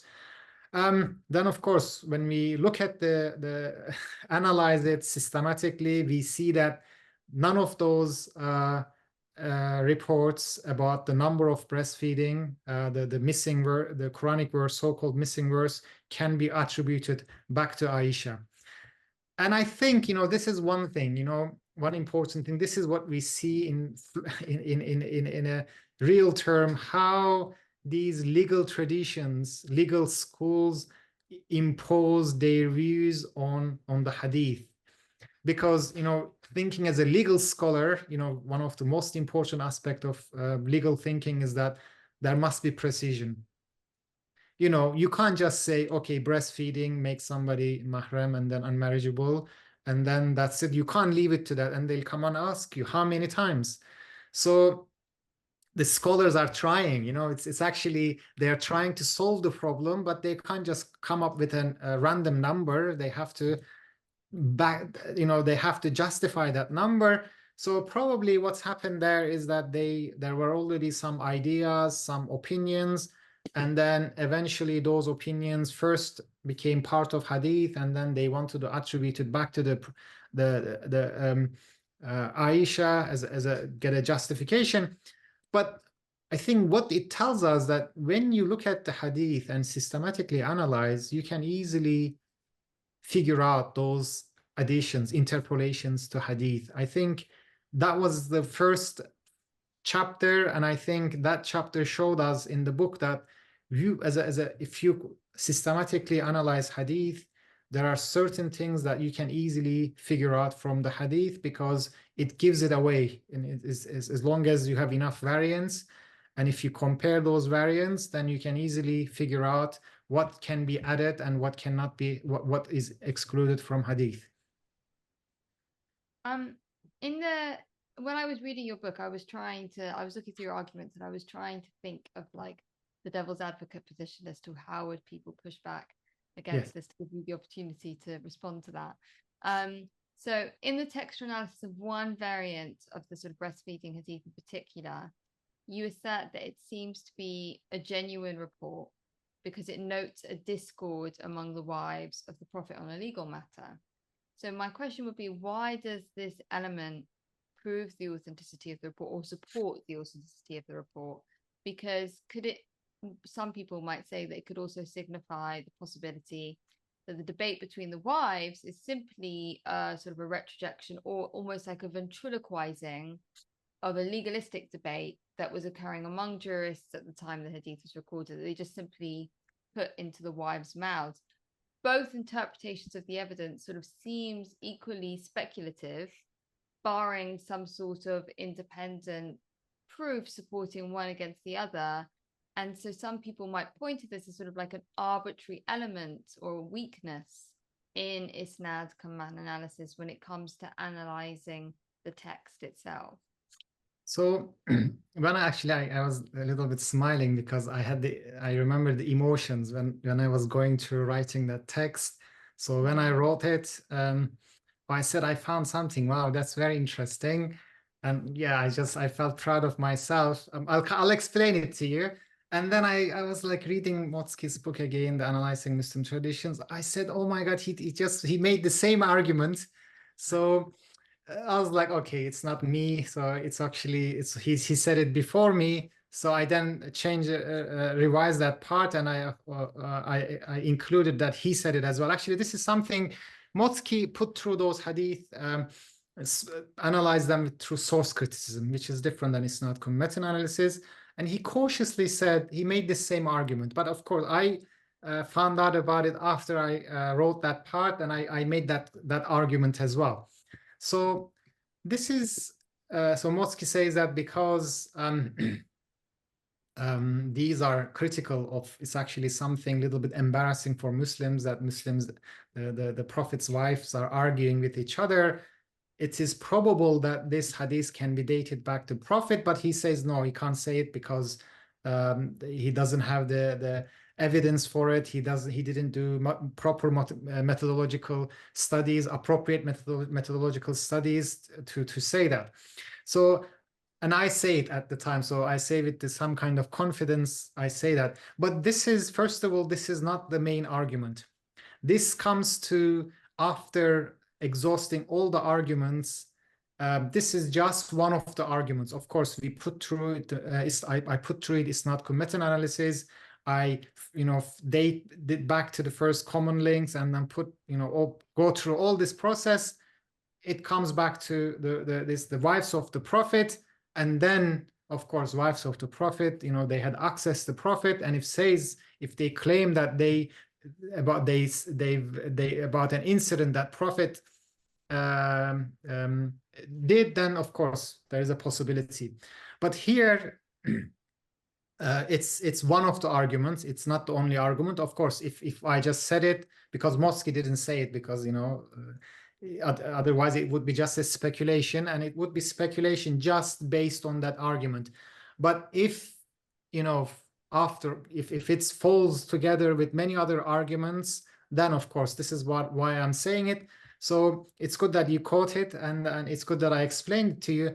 And I'm going to say why I'm making this argument and why Motzki made this argument as well. Because when we look at these criticisms about the people who criticize the hadith, the scholars, one of the criticism, as I mentioned, that it's all about theological, that building that image of the Prophet, his family as impeccable, creating like this undistorted, proper, the holy person. Everybody is holy, the companions are holy, the wives of the prophets are holy, and this is what the Muslims are criticized for. And then suddenly you come up with a hadith which is actually not, it doesn't give that image, it gives the opposite of that image, that the wives of the Prophet had a proper legal debate. So this made Motzki, and it made me as well separately, but then later on I connected it, think that there is a possibility that this hadith might be correct. But my actual evidence is the isnad-cum-matn analysis. This is not actually isnad-cum-matn analysis. This is just a logical deduction. But the isnad-cum-matn analysis in the chapter, that it dates it back to Aisha, and the Aisha, of course, Salama as well, the wives of the Prophet, had this debate, and that they had access to the Prophet. So it was possible for them to witness that event. So yes, that would be the answer of the question. What can the variants of this report tell us about how the juristic concept of abrogation was developed and imposed onto narrations by Malik and al-Shafi'i? Yes, that was actually that was very interesting finding there. I was very surprised myself. When we were looking at this missing verse, because it goes through different narrations, different transmission lines, and in every occasion that there is a different word is used. For example, there is a word, sirna, become, or it's rudda, changed, or sagata, fell away, or nusikha, it's abrogated. And the only one which is preferred by Malik, and only he uses it, which is abrogation. So all the other reporters, all the other transmitters use different word, but Malik consistently use abrogation. Because Malik, what he's trying to do, okay, imagine you are a Muslim scholar and you want to make sense of this situation. How is it possible that a hadith, so a verse of the Quran can disappear from the Quran after the death of the Prophet? So what Malik is trying to do by reducting it is that he's just making sense of this hadith. He's saying that it must have been abrogated. So it's actually using a legal opinion, using his own terminology, to make sense of the hadith. So and of course later on this becomes, and Shafi actually fully integrates the idea of abrogation. Malik's student Shafi fully abrogates this idea of abrogation, and it becomes a very useful tool at the hands of legal scholars, because there are some issues that they have to deal, and this abrogation,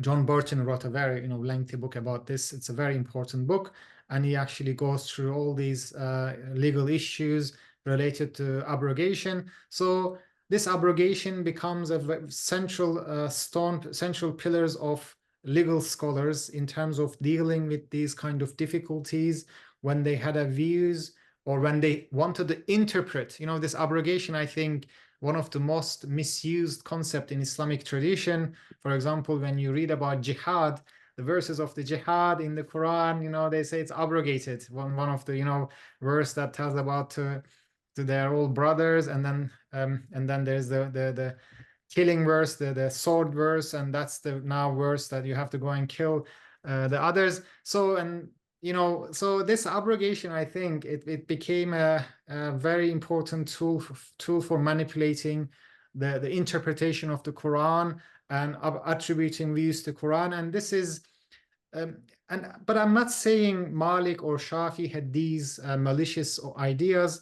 I think in the book I try to explain that what they are trying at this point is that they are trying to make sense of a hadith which claims that a verse was lost from the Quran after the death of the Prophet, which is actually interpreting it. When you say, instead of using it fell away, it's dropped, you say it's abrogated, actually it's interpreting the whole idea and then solves the problem. So I think we'll come across with many ideas like this if we analyze the hadith, and this is, I think, very promising result in that sense, that it clearly shows that Malik had this preferred to use this word, and he had a good motivation, which was to interpret or solve the issue that how it's possible something could be lost from the Quran after the death of the Prophet. Do you view the hadiths on the stoning penalty to be absolutely key to understanding how distortion narratives surrounding the Quranic text originally emerged? And why are those narrations in particular so central to your analysis? Yes, these are the main traditions that claims there were certain verses in the Quran which were lost after the death of the Prophet. And this is my definition of distortion: is anything happen after the death of the Prophet, anything changed from the Quran can be considered as distortion. So aside from this breastfeeding verse, there are the several verses about the stoning penalty. And they claim that there was a verse in the Quran about stoning which was lost after the Prophet. But then this verse, the same the hadith about stoning, we find in this Shia hadith literature, which is different chain of transmission, which is attributed to Shia imams. So I think this is the central hadith in terms of the uncovering the whole narrative about the distortion. So this is why I said it. And actually, at the end of this book, especially reading the 4th and the 5th chapters, the transition of that narrative into Shia world, it makes it clear that why they are so central. And also, we see that some terminology like Book of God, I mean, at the time of the Prophet, especially after Hijrah, the initial periods, it talks about this verse having in Book of God, this missing verse, but then the narrative is all about the Torah, the Jewish sources. So I think this also shows, this is very early to say, but the formation of Muslim identity, that it's important in the sense that that how Muslims refer the Torah as Book of God, and then they use the same terminology for the Quran. So if they did, then logically you think that they saw no difference. So I think in that sense, those are important. There are many important side issues. Some scholars have attempted to address this issue of stoning by stating that all the narrations that discuss the stoning penalty are complete forgeries. Why would that be a problematic position to hold? Well, then you have to be arbitrarily exclude, like, you have to just say all the hadith are just forged, and you have to prove it. I mean, you can't just say that, it's of course from the Muslims, it's very easy to deny it. It's just and that some people do it. Many people do it. They say those are, and this is that this is also one of the things that gives credence to this hadith skeptics, because it's easier to just say that those hadith, anything that is problematic, you just say it's forgery. So that actually it gives you some kind of conscience, so you feel good about yourself, you feel good about your religion. But is it true? I mean, this is not a historically cannot be excluded. There are all those hadith, those chains of, I found like 120 something hadith, different variants, and there are more than that. So I mean, there must be some historical truth, and this is actually what the if you analyze the analysis, that gives the same conclusion. But also, the image that now created about Islam and Prophet might be very different than what the Prophet started to preach this religion. And I think as a historians, of course, this is our ambition, our objective, to find who was he really, what kind of Islam, the roots of origins of Islam is very important. But I think as a Muslim, it's also very important. There are many things you don't want to, if you are really committed yourself to one person, his teachings, his preachings, you really want to find out about it, rather than just fooling yourself that, oh, he would never have done that, he didn't do that, he didn't. You would just, I think it's more logical and more important that Muslims also, rather than just denying this, they have to face it and try to understand why this happened. And in that in the book I also make a claim that this is actually what he was doing. He was just arbitrating.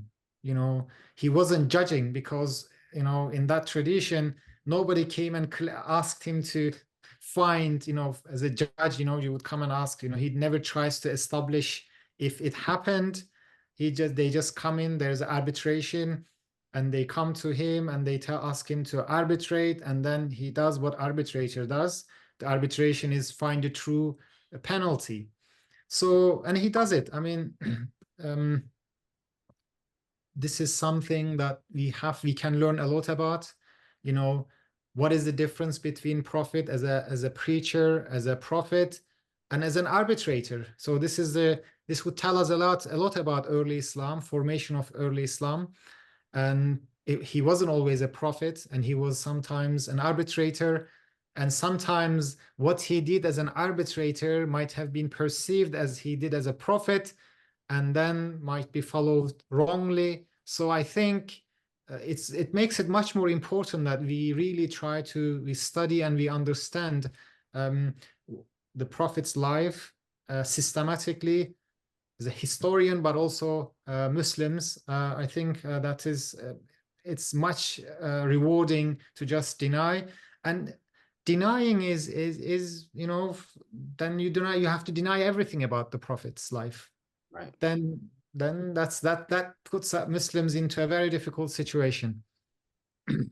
Yeah, not dealing with it, or just by simply deeming it as a forgery, it doesn't, even if you're someone who has faith in the tradition, it doesn't build confidence by simply, because then that leads other people to think, well, if they're forging that, then what other things have they forged, and then why are you just selecting that versus a lot of what could be other things that are seen as forgery. So I do like how your book invites that kind of inquiry, and I learned a lot about the stoning hadith that I would have never known otherwise. wise, including like all the different variants. And then, you know, the Abdus Salam variant is the one that I'm commonly used to come and find out that, you know, that one was only like one bundle as you Yes, yes, yes. beginning. And it cannot be traced back to the first century at all. Yeah, so I would have never known that if I didn't inquire, looking, if I just deemed it as a forgery and written it off instead of trying to see what it was about and what it could possibly tell us, or if it even goes back, you know, I would have never known that about the Abdus Salam narration which is actually the only one that I've known about. So, yeah, I mean, and so apart from its contribution to how narratives about Quranic distortion might have developed, what interesting formation can these narratives tell us about the connection between rabbinic law and Quranic law, and why the Prophet might have implemented the stoning penalty despite the fact that it is not present in the Quran? So I think, you know, in that particular tradition, the argument was that he was acting as an arbitrator. And I think this is one of the understudied fields of early Islam, the institution of arbitration. And I think one of the very interesting, another interesting aspect of this arbitration is the Beni Qurayza, the incident of Beni Qurayza, and the killing of the Beni Qurayza, the punishment. And again, in that case, there is an arbitrator. Prophet doesn't make that the judgment. There is an individual is being chosen as an arbitrator, and that's the decision of arbitrator, and then the prophet goes along with it, because arbitration is something very important, and it has probably at the time as understood as very differently than what we see it now. So I think this is something understudied, and it needs to be studied more. You know, So, and if I could yes. add something, I kind of feel like I see the remnants of arbitration still in our day. I feel like I've been in a few situations where myself and somebody was arguing about something, and then we pull someone else into the picture, like, hey, you know, we tell each other's side of the story, Yes. and then the other person comes to and usually one person is upset because that person didn't see it, but then everybody is kind of settled, you know, settles the matter, like having this third party kind of. So I still see remnants of the importance in arbitration, probably not, and I think that does kind of lend to a deeper study to the importance of Yes. arbitration, But you because we see, one also thing see a flare up. strikes. Yeah, sorry for interrupting. No, Yes, I'll just finish I with think this, it's that we also see how it kind of becomes a problem in early Islamic tradition with Ali and Muawiyah. So yes. But you see, what kind of arbitration we are talking about? For example, the Prophet at the time, as a, you know, when this, of course, the Beni Qurayza incident, it's something that Prophet is actually fully in charge of Medina. It's just like moving one of the last problematic issues, dealing with the some of the opposition there. But he's fully in charge, and yet his political authority, people come with the idea of arbitration, and then he accepts to it, and the Jews accept to it, and then arbitration comes with a decision which is very different than what Prophet used to deal with the Jews. You know, there were other Jewish clans, and Prophet just let them go peacefully, never killed. But this arbitration ended very harsh decision. And what it tells us that, I mean, of course, we don't know actually this happened. What I'm basing my argument on, Kister's studies, he does a very extensive study of, I mean, he's a very, very, one of the best hadith scholars, and he actually comes up with the conclusion that this happened. So I'm just commenting on his findings. So I don't know, I haven't done isnad-cum analysis on this. But if it's possible, if this happened, what we see is that Prophet can relegate his political role and appoint an arbitrator, and that decision is binding. Even he doesn't interfere with that decision, because according to Hadith, they come to the Prophet, but he doesn't interfere because arbitration is the final. So it's something that is more powerful than the authority of Prophet. So I think, you know, at that time, I think there has to be more study, that we understand this arbitration, and because that is also plays crucial role in the early story of Islam. So coming back to this event, so in this incident, the Prophet is just the arbitrator. They come to him because one side argues probably the lenient, that there are different penalties there, you know, shaming penalty, flogging, or stoning, and then Prophet goes with stoning because this is what is in Torah, and that's what they ask him to find out, so he does his job. And other than that, there is no hadith we can date it back to the Prophet. So that Prophet implementing even in my hadith, the first hadith on stoning, I can only date it back to Zuhri. It doesn't go above Zuhri. So it cannot be dated back, but of course I'm reading, I'm commenting on, I'm trying to possibilities, I'm going with the possibilities, but at the end of the study, it's clear that it cannot be dated back to Prophet. But I'm not excluding the possibility that Prophet might have issued this penalty, because he sees himself at some point, especially before the changing of the Qibla, he sees himself as the continuity of the Mosaic tradition. You know, he's the monotheistic prophet. He follows Abraham, Moses. So, and the Torah is the book of Moses. So it is possible that the prophet behaved and adopted some of the rules from the Jewish scripture. I mean, but of course, there is sorry, just finish this point. Oh, sorry. But then when he changed the Qibla, there is a point, there is a turning point, which I think it's the formation of Muslim identity, when he understands that the Jews would never turn to him. He then turns the Qibla to Kaaba, Mecca, and moves away, and that's the formation, and then things change from there. So the point is that he might have followed some of the rabbinic law, some of the Jewish laws, and this wouldn't be too surprising because he sees himself as continuity of that tradition. Sorry, you can go on now. I want to clarify that. No. Thanks for the clarification. I was just wondering if that could also signify the continuity of the previous revelations, even with the existence of the Prophet Muhammad. Because, you know, that's another, being that he pointed to a ruling from their book instead of using a ruling from the Quran, even though it was in existence. You know, that just kind of popped into my mind. Just like, you know, I would have thought that if the previous revelations were abrogated because of the existence of the Quran, then the ruling that he would have referred the Jewish community to that came to him to arbitrate would have been. But I guess, yeah, anyway, that was just something that popped up in my mind. I think that I see what you mean, but because they don't come in to ask him to rule according to the Quran, they say, they're very clear about it. They say, rule according to the Torah.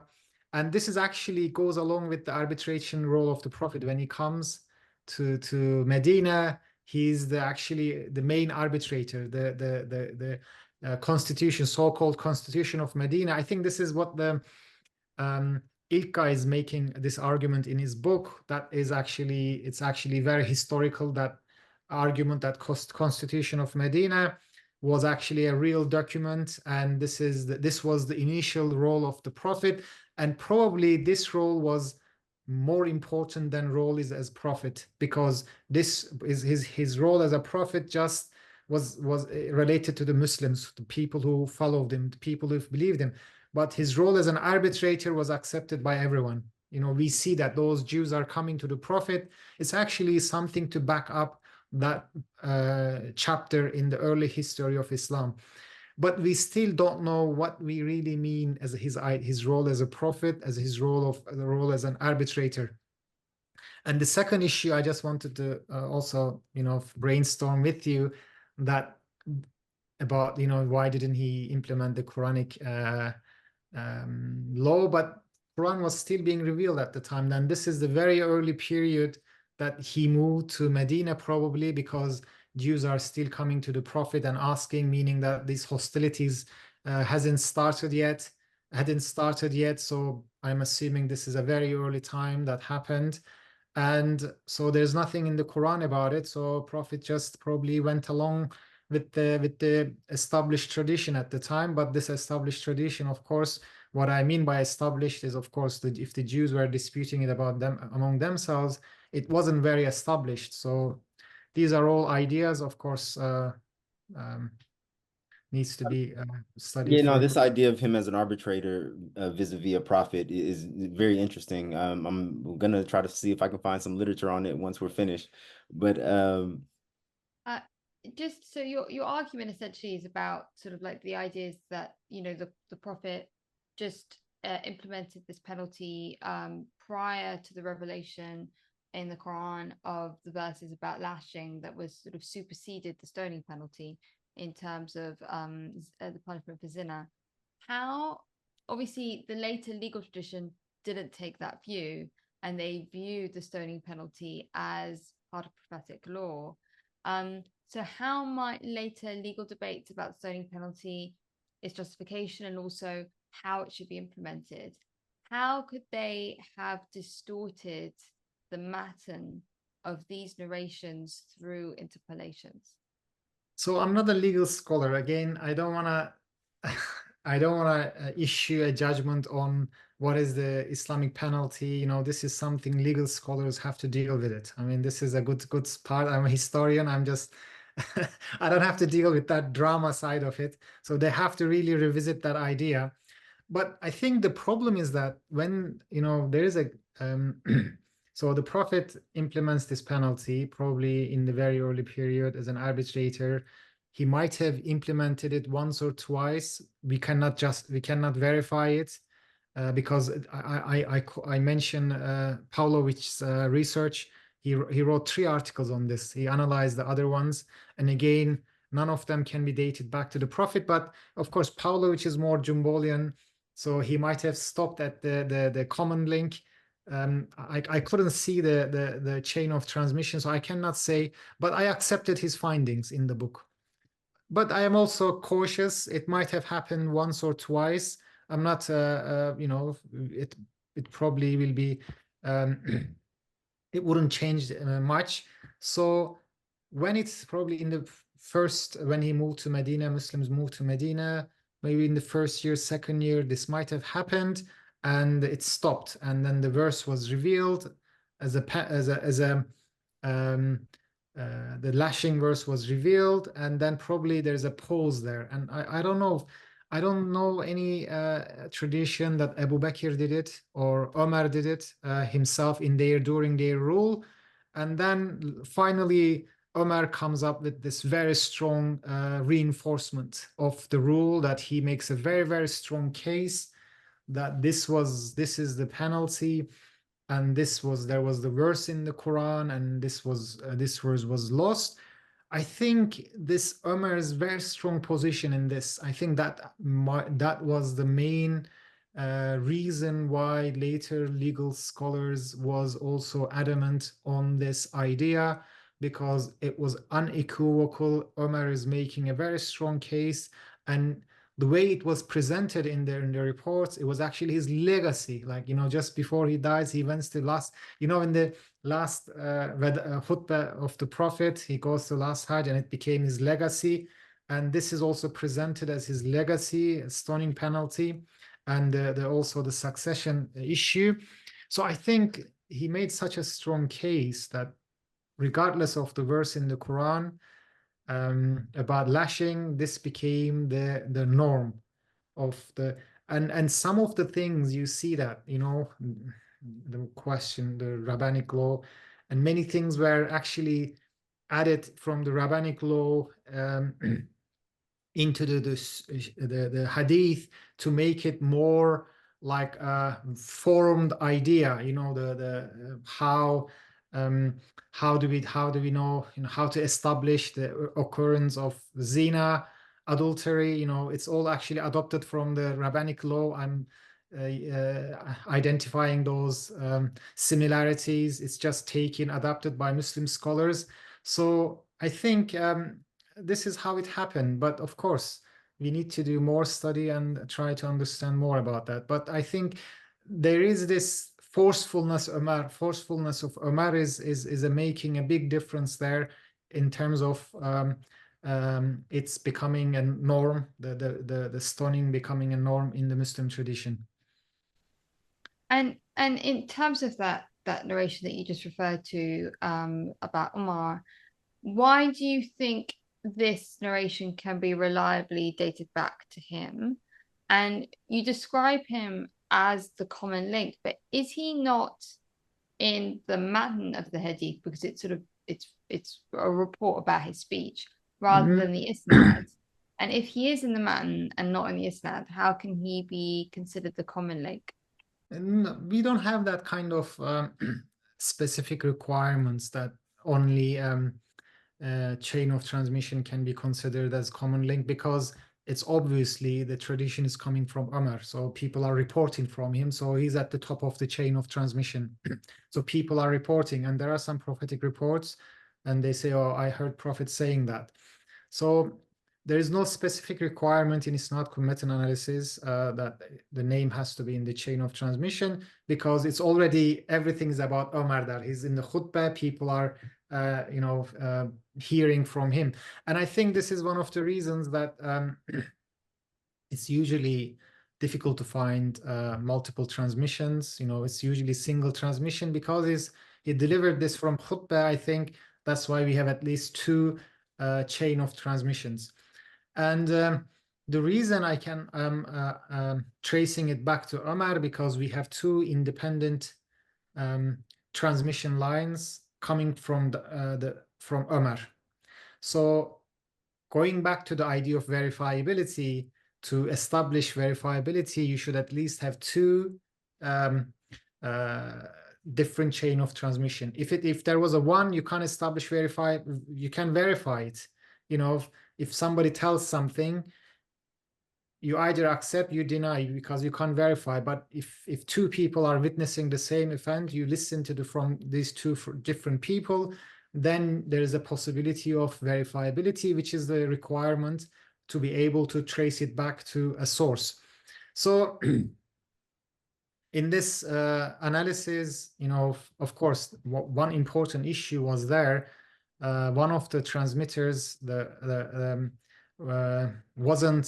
didn't live at the time of Umar, but it's commonly accepted that he's the son-in-law of Abu Huraira, so he reports from him, and it's a normal. It's a normal that he didn't mention his name, but this is not enough. Of course, I'm very meticulous about it. I'm following the methodology very meticulously. So my main argument is coming from the text. It's obvious that these two bundles, the textual differences are significant, in the sense that once the introduction story is different in two, meaning that they are coming from a different lines. And of course, within that differences, there are the common elements. I'm not dating everything back to Umar, but I'm only dating those common elements. For example, I can't date back to the famous the Falta narration, the controversial narration about how the nomination of Umar, so nomination of, or selection of Abu Bakr after the death of the Prophet. So I can't date this back to Umar, but what I can date back, Umar is making claim that there was this verse in the Quran, and it was removed later on from the Quran, and he couldn't change it. So this is, I think, that was my point, and that enabled me to date it back to Umar. But also I came up with the idea that at the time of Umar, we talk about a Quran which is already shaped, which is already formed, and Umar cannot interfere with this codex, even though he is so forceful. I mean, Umar is known, everybody agrees on that. He had a very forceful character. I mean, at the time of the Prophet, he would challenge the Prophet. There were times, so I mean, if he wanted something, he could do. Nobody could stop him. But there must be something even stronger than Umar, which is the Quran. And the Quran was already formed, and Quran's authority seemed to be superseding Umar's authority. So Umar couldn't do that, although he had such a forceful personality. So, like you just said, you argue that the narration sort of corroborates the idea that the Quranic text was first compiled and fixed during the Caliphate of Abu Bakr.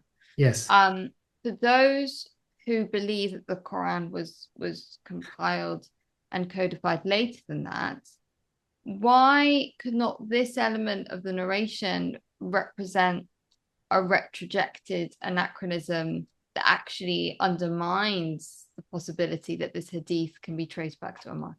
So we have, I think there are several reasons this is not possibility.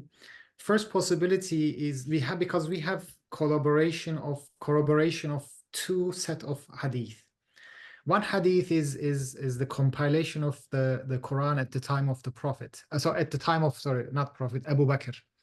So this is actually analyzed by Harold Motsky, the collection of the Quran. It's a very good article, but he can't date it back to Abu Bakr and at the time of Abu Bakr and Umar. Umar is also part of, because the conversation was that Umar and Abu Bakr discusses that Quran must be collected because many people died in Battle of Yamama, so they decide and then they collected Quran, and then this Quran was then passed on to Hafsa. And then later on, when Uthman became caliph, he also wanted to collect the Quran. So then Zayd bin Thabit again appointed, second time. First time Abu Bakr appointed him. And then according to the Muslim narratives, and then again second time Zayd bin Thabit was appointed by Uthman, and that Quran became the official codex. So we already have this hadith, that set of hadith, which couldn't be dated back to the Prophet. Sorry, Abu Bakr, and I think Motsky dates it back to Zuhri, which is 124. So now I have this hadith that Omar is making very forceful arguments that it was in the Quran, and if he knew that people wouldn't claim that he would interfere with the Quran, he would have written it down. You see, written it down. I think one of the variants mentioned writing it down. So that is, I think, shows that that's actually giving credence to that idea that probably Quran was already there at the time of Abu Bakr, and those narratives are there are some truth in them, because when I mentioned that, for example, Motsky never date back to, or isnad-cum-matn method never dated back to above the common link, but it doesn't rule out that this is, it doesn't make any judgment whether this is forged or it might be truth. So building upon that argument, I'm making an argument that this is possibly, Omar is referring that it's already collected, this Quran is there, and it cannot be interfered. Okay, so you've already discussed how in certain variants of the speech, Omar addressed two matters that he deemed seemingly very central to his legacy. One was the stoning penalty, and the other is the legitimacy of Abu Bakr's succession to the Prophet, which obviously is a very polemic issue in terms of sectarian debates. How do you think that these two issues became tied together? You state that variant you're not sure can be traced back to Omar, but obviously they were tied together at some point for them to appear in the same narration. So how did these two issues become interlinked? So I was very glad that I couldn't date it back to Omar. That this is something I don't think I could get away with it. So I'm glad that it stayed there. So sometimes it relieves you that you can't date it back, so certain ideas. So just, joking. But yeah, I think the main issue was the succession issue, because I don't think Omar, it occurred to him about the stoning penalty occurred to him. We see that in the building up of the story, that people go and challenge him about the succession. And then they say, oh, I would follow Fulan, probably referring Ali ibn Abi Talib. I remember somebody explicitly say that it refers to Ali ibn Abi Talib. So, and then he says that he's gonna make a speech, and then when he's advised against it because it's Hajj, people come from everywhere, not all of them his supporters, but Medina people they know. So it's a very good advice. So he makes that speech there. But also, after that, there's one of the stories say that he goes to collect pebbles, and then he makes the wish to God, he prays God to take his life because, it becomes unbearable for him. So I think that was a trigger event. I'm just speculating here. There might be another reason. People might find out about it later on. But I think that collecting of pebble is a trigger event that reminded him, or he did it in the past, some point, and he thought that that was the verse of the Quran, while it was actually the saying of the Prophet. And that actually he wanted to highlight. I think he was genuinely concerned that something was done at the time of the Prophet, and he thought it was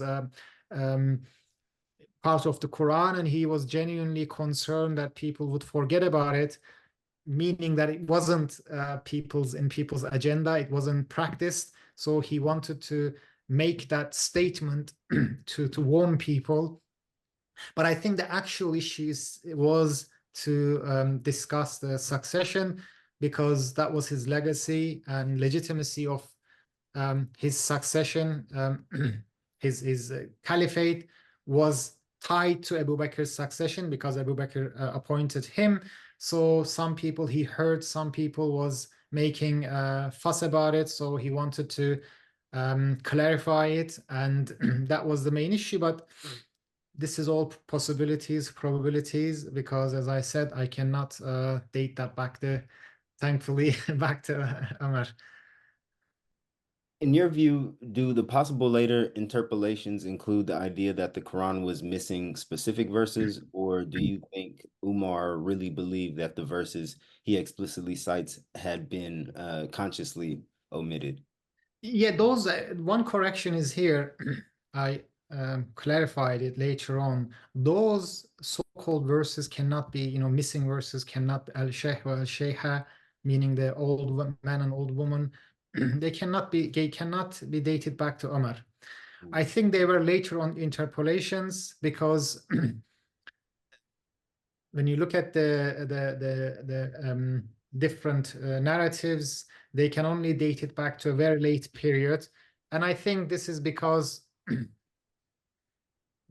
this is because related to people are trying to figure out what verses were there, and probably there are some gossips, some hearsays about, oh, this could be that, this could be that. So I think that is not possible to date those back to Omar. But I think Omar strongly believed that there was something that that the Prophet implemented it, and it was part of the Quran. And if you ask me why he thought that, I don't know. I just speculate in the book that it might be people memories fail. I mean, I forget many things. Of course, I'm not Omar. I don't have that kind of position.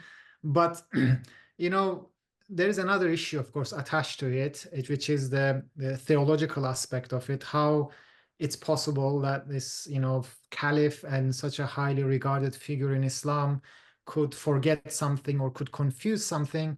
And I think later on, of course, many dogmas were invented about the individuals, and they were attributed and back to them, and they were created as like these holy figures, impeccable or infallible. This is actually another way of saying infallible. But when we look at the Quran, we see that the Quran criticizes the Prophet. I mean, who can be greater than the Prophet Muhammad in the Muslim context? And he was criticized in the Quran, and also other prophets were criticized in the Quran. So I think theologically, of course, it became a norm that you can't, these individuals cannot make any mistakes. But of course, I think learned Muslims, educated Muslims would easily understand that these are not, dramatically destroying the the theological beliefs, because people can always make mistakes, and it's just memory. Right. Yeah, there's a lot of variables involved that I believe we don't consider when it comes to oral transmission. I mean, the age of the person, and so yeah, I kind of see where you were going. I did want to add something that I heard about Mary Magdalene and why she possibly saw Jesus, but I'll leave that for another time. But there are certain things in oral transmission that aren't considered, such as the mental capacity or capability of the person, old age, Memory, yes. like that. And so, Umar is not these aren't things that Umar are safe from, just like we're not. And so they are things to consider. It's interesting that you kind of added that to your book. It was actually quite a bit of a surprise, because I was thinking, like, what would be the theological implications of Umar becoming a little confused about the verse. Maybe he has a certain historical memory. He's up in age, that he kind of confused certain situations. So but yeah, moving on to Shi Hadith. How do you believe this narration about Umar entered into the Shia corpus? What led you to believe that these were plagiarisms of Sunni reports?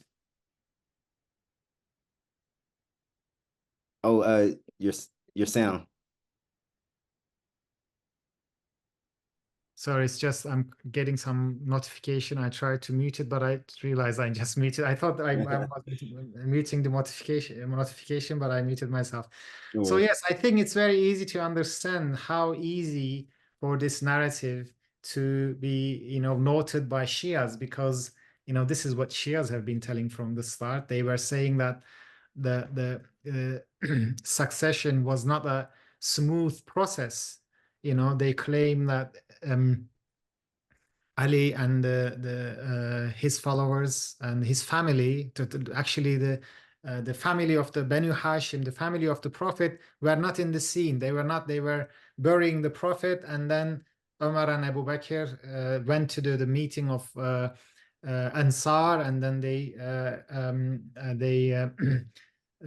he became the caliph. The Abu Bakr succeeded the Prophet. So this report actually backing up the Shia claim to some extent that it was a rush decision. This is what one of the variants, Omar calls it a falta, rush decision. And he explains, he justifies it because, there was a danger, because Ansar would take it from Quraysh, and, so on and so forth. So I think it was very easily noted by Shias, especially in some sectarian Shias who were in the trying to build identity and answer certain questions. And one of the most important questions in Shia theology is the nas, lack of the hard evidence about the imama.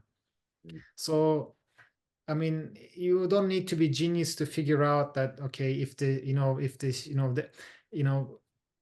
is this idea there, and it's possible that some verses can be excluded from the Quran after the death of the Prophet. So it's easy for them to build on that argument that, okay, then if that's the case, then of course it's possible that the names of the imams could be excluded from the Quran. So I think they just made that connection. And the evidence also led to this conclusion, because the evidence we could date back those Sunni traditions to very early periods.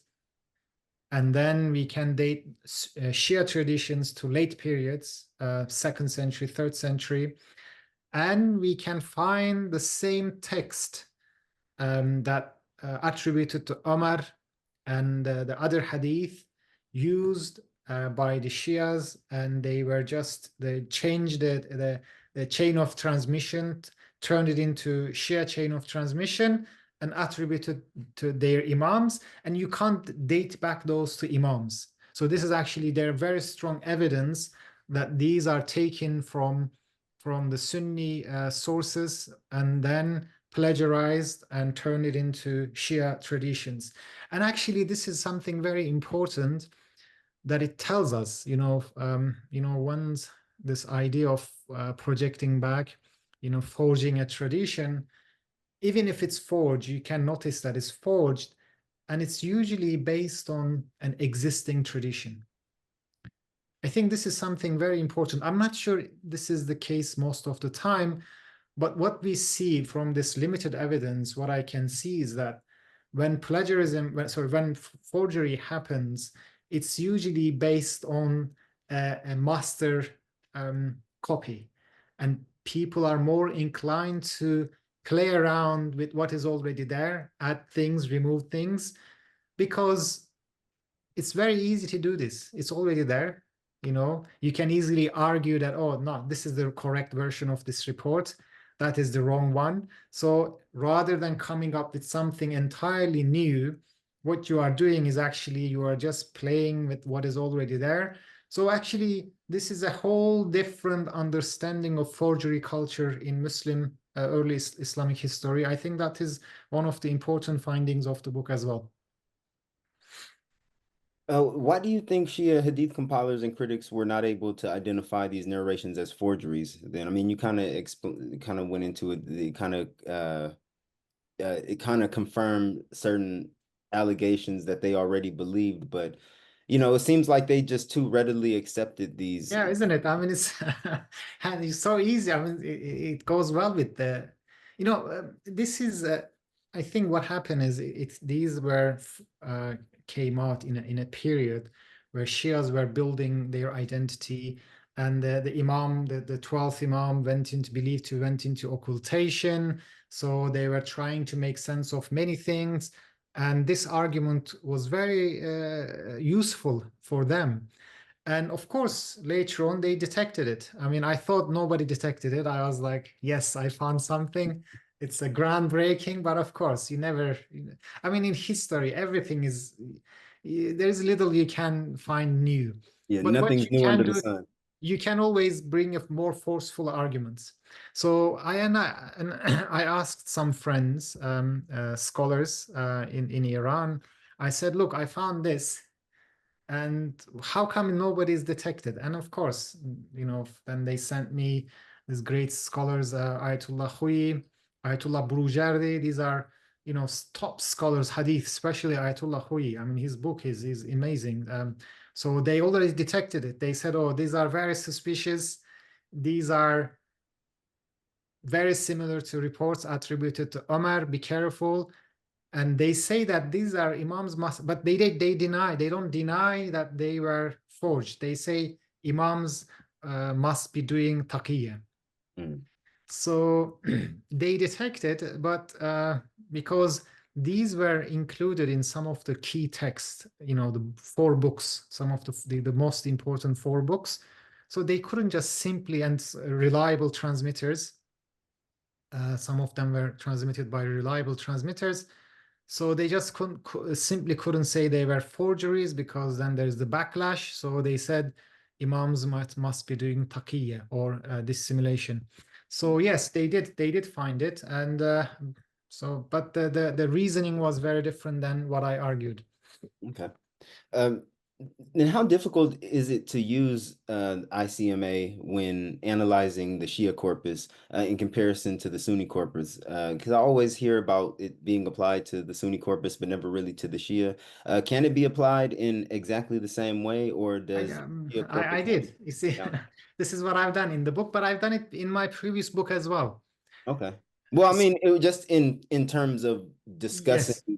the ICMA, not really going into the literature, but it's always discussed within the terms of Sunni Hadith. Yes, you know, we have this issue. This is my mission, I suppose, to to overcome this. You know, we look at the traditions from one the Muslim Hadith corpus from one tradition usually. You know, we specializes on either Sunni or Shia. So I'm trying to come out of this, you know, silos. You know, looking at things into the silos. We have to be more holistic, because you know, one of the arguments, for example, Goldziher claimed that these hadith tradition emerged because of the sectarian political fights. So hadith literature. So it would be very interesting to see on similar topics if there are any similarities between the Sunni and Shia hadith. So this was actually one of my main objectives. And here we see the interaction and influence, but it's not always forgeries. For example, I'm doing now another work. It's completed on the sanctification of Medina by the Prophet. So I'm analyzing both Sunni and Shia reports, and you see that the same reports, the Shia reports, similar reports attributed to Ali on the sanctification of Medina is also in the Shia sources, and these are not forgeries. Very different textual. There are different textual the elements, but the paraphrases, but it's similar. So I think one of the things to overcome this problems in the field, there has to be more a general approach, including both Shia and Sunni, also other traditions. And in terms of difficulties, of course, I mean, the Sunnis were the dominant. It was easier to narrate, transmit, record, and Shias were more underground movement operated. So they had, secret letters, imams sending letters to their followers. But there was, of course, oral tradition, and although it was written down later, a little bit later, and the main difficulty is perceived as less variance, but that is not a problem always, because the problem is not the less of variance. The problem is so as long as you can work with these variants, enough material to work with them, it's okay to use even the limited variants. But the main problem is the theology, the theological reading of the hadith, because one of the elements, I mentioned it in my book, it says that imams are not allowed to imams do not need to use chain of transmission. So Imam Ja'far, for example, can report from Prophet Muhammad because they have this God-given knowledge, So then you can't apply this. You can't apply this chain of transmission, because if an imam who lived in the 2nd century reports from the Prophet, then there's no chain of transmission. So you can't use really that's the main problem. But in my book, for example, I see that the same hadith, in one of them, Imam uses a chain of transmission, and in the other one, he doesn't use. Probably it was just expunged with that under the influence of that theological understanding. So, I mean, this is the main problem. I think this is the main problem, because some of those, if those are attributed to the prophets, I mean, you can make an argument. This is the family chain because this is the prophet's family, but that is not verifiable because there's no strong evidence. But then, so this is something to be something to be dealt with. And in my book, I was lucky that one of the chains had that chain of transmissions, so I could argue that okay, this is removed because of this theological belief. But I'm sure there would be cases that it cannot be made. This argument cannot be made because you can't use the same argument. There has to be evidence for it. So this is something that needs to be dealt with. But the problem is that not many people are doing it. I think if people more try to do it, then there will be creative solutions. And if you don't try, then you can never do it. Right. So why do you think the Quranic Codex became such a focus for sectarian disputes and early debates? What can this tell us about the theological authority of the text during this period and how it developed? I think the Quran is the most, everything comes down to Quran, especially the early period. Everything, I'm studying something else, something irrelevant. It somehow goes back to the Quran.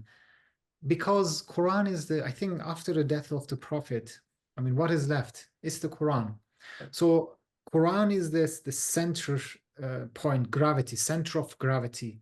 So every issue, directly or indirectly, comes back to the Quran because it's the source of legitimacy. And meaning that the Quran was already shaped, already formed at the time, and people can refer back to the Quran, and the ideas are accepted with so long as they could legitimize themselves through the Quran. Ideas, people, not even ideas, people, like, you know, people, this collection of the Quran. This is, of course, you know, it's a speculation. It needs to be more studies on that, but it's not coincidence that all these caliphs had one way or another way involved in the collection of the Quran, because through the Quran they gain the legitimacy. It's like minting coin, isn't it? Like for it's like legacy. You know, if you become the caliph, then you have to collect the Quran and then distribute it. So I think it shows that Quran has a very, very important role in the early Islam, and it cannot be, you know, a book that is, you know, vague. It's not collected. It's not just still in people's memories. No, we are talking about the Quran so far. All these information lead us back to the idea that Quran was already formed soon after the death of the Prophet, and so that people had felt the urge to refer back to it, and it gained a very prominence among the Muslims in a very, very early period. You explain that in some of the narrations that you discuss in the Shia corpus, it is not clear what kind of distortion is being referred to. Is it the distortion of the wording of the text, or is it a distortion of the meaning?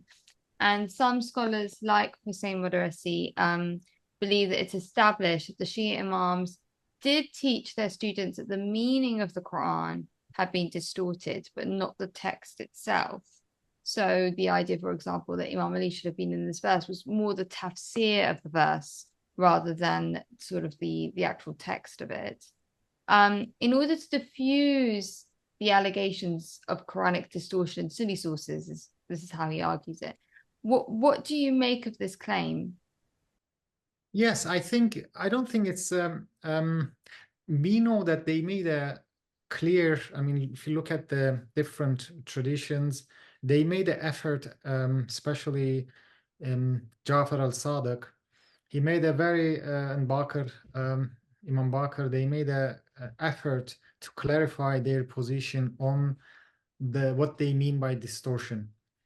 And this gives the, I also mentioned in my first book about this, that it comes down, you know, that they didn't believe in a distortion, they didn't preach a distortion. And actually there are reports that they correct their followers reading it differently from the different than common reading of the Quran.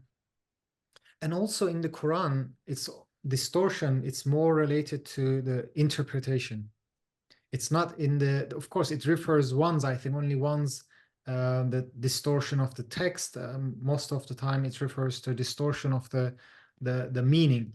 And of course, the Shias definitely believe in the distortion of the meaning of the Quran. I mean, they don't hide it, because you know, all these disputes, legal disputes, theological disputes, they are very clear that the Quran's meaning, that their understanding of the Quran is very different than the Sunni understanding of the Quran. And of course, this is what the Imams mostly mention. I think there might be a diffuse idea of that, diffusing that tension, because this is something is leveled at against Shias always, that they believed the argument that they believe the different kind of Quran. And this is still the same, I think, the case, especially, I think there was a time I read a book, it was on the social media when the war in Syria was taking place, the civil war. Somebody wrote a book about how the Shias believe in the distortion of the Quran. So this is, I think, that still like is something comes up constantly when there is the tension between the political tension or something like this happens. So it is normal that people try to play it down, and but there is the truth that they certainly Shias believe in the meaning was distorted, and the meaning that they believe that what they understand the true meaning of the Quran as preached by the Prophet. And this is the whole idea of the Ali's Codex, because they believe that Ali's Codex contained the interpretation of the Quran as Prophet taught Ali. So they have that they believe that Imams had that knowledge, and that passed on to each Imam, that true understanding of the Quran. But they are also clear in that position that they don't believe in the distortion of the Quran and in the textual distortion of the Quran. And why, in your view, do many Shia narrations about Quranic distortion center particularly on Surah Al-Ahzab? Okay, yeah, that's a very controversial chapter of the Quran, because of it talks about the wives of the Prophet. You know, these are the problematic figures for the Shias, because, you know, especially Aisha, the Battle of Jamal. So she uprised against the Caliph. So, you know, and this surah talks about, criticizes the wives of the Prophet actually, and also the companions of the Prophet. You know, the image, of course, theologically, the companions were seen as, you know, promised by heaven, and they are infallible. Whatever they do doesn't count as a fault. So, but this this chapter of the Quran is actually very levels very harsh criticism against both the companions and the wives of the Prophet. So I think my thinking was that they wanted to see more. Some Shias wanted to see more in that chapter, because there's no name there. It's general references. No one's name is mentioned, and the details they expected, you know, there are like other injustice being done or other disrespect the Prophet. Those issues are not mentioned. I think that's the reason that lots of speculation about this chapter of the Quran, but also the one of the missing verses attributed to Umar, which it's not traced back to Umar. It's actually similar to the verse in the Surah Al-Ahzab. So I think this chapter became a very important role. It played a very important role in this sectarian dispute, and but unfortunately, that, you know, that the sectarian Shias thought that it wasn't enough. It didn't give them enough material to defend their position. So it was one of the way to overcome it, to claim that the most of it was distorted. So this is a very basic human tendency to, you know, make up evidence. I think that's the reason. Why do you think that there are reports? Because there are also a lot of reports in the Sunni corpus attributed to people like Ubay ibn Ka'b, Umar, Ikrimah, Zayd ibn Thabit, Aisha, that state that Surah Al-Ahzab had also originally been much longer. Some reports claiming that it was 3 times as long. Some reports claiming, I think, that 700 verses or anything. Yes. Why are those found because obviously you explained what possible theological reasons these narrations about Quranic distortion centering on Surah Al-Ahzab might be in the Shia corpus, but why are there also so many in the Sunni corpus that focus on this surah? I think this is a very important in the sense that the interaction and influence, you know, it's not maybe one way in the hadith development, because one of the centers of this interaction and influence is Kufa. And Kufa is, of course, the Shia majority city, but also many Sunnis also lived in there. Many transmitters visited there, especially Ibn Abi Shayba, for example. You know, I think there's lots of these narratives were in circulation, and we don't know, of course, how much of it is and from whom these are emerging, and also there is this the conflict. I mean, I don't know how much it can be established. For example, the collection of the Quran, there is a big dispute between Zayd bin Thabit, Ubay ibn Ka'b, and they are very, Abdullah ibn Masud, they are very upset that Zayd bin Thabit is tasked with this job, and they don't believe that Zayd bin Thabit was qualified for this task because he was very junior companion of the Prophet, because they were greater companions. I mean, they were very early converts and very established figures.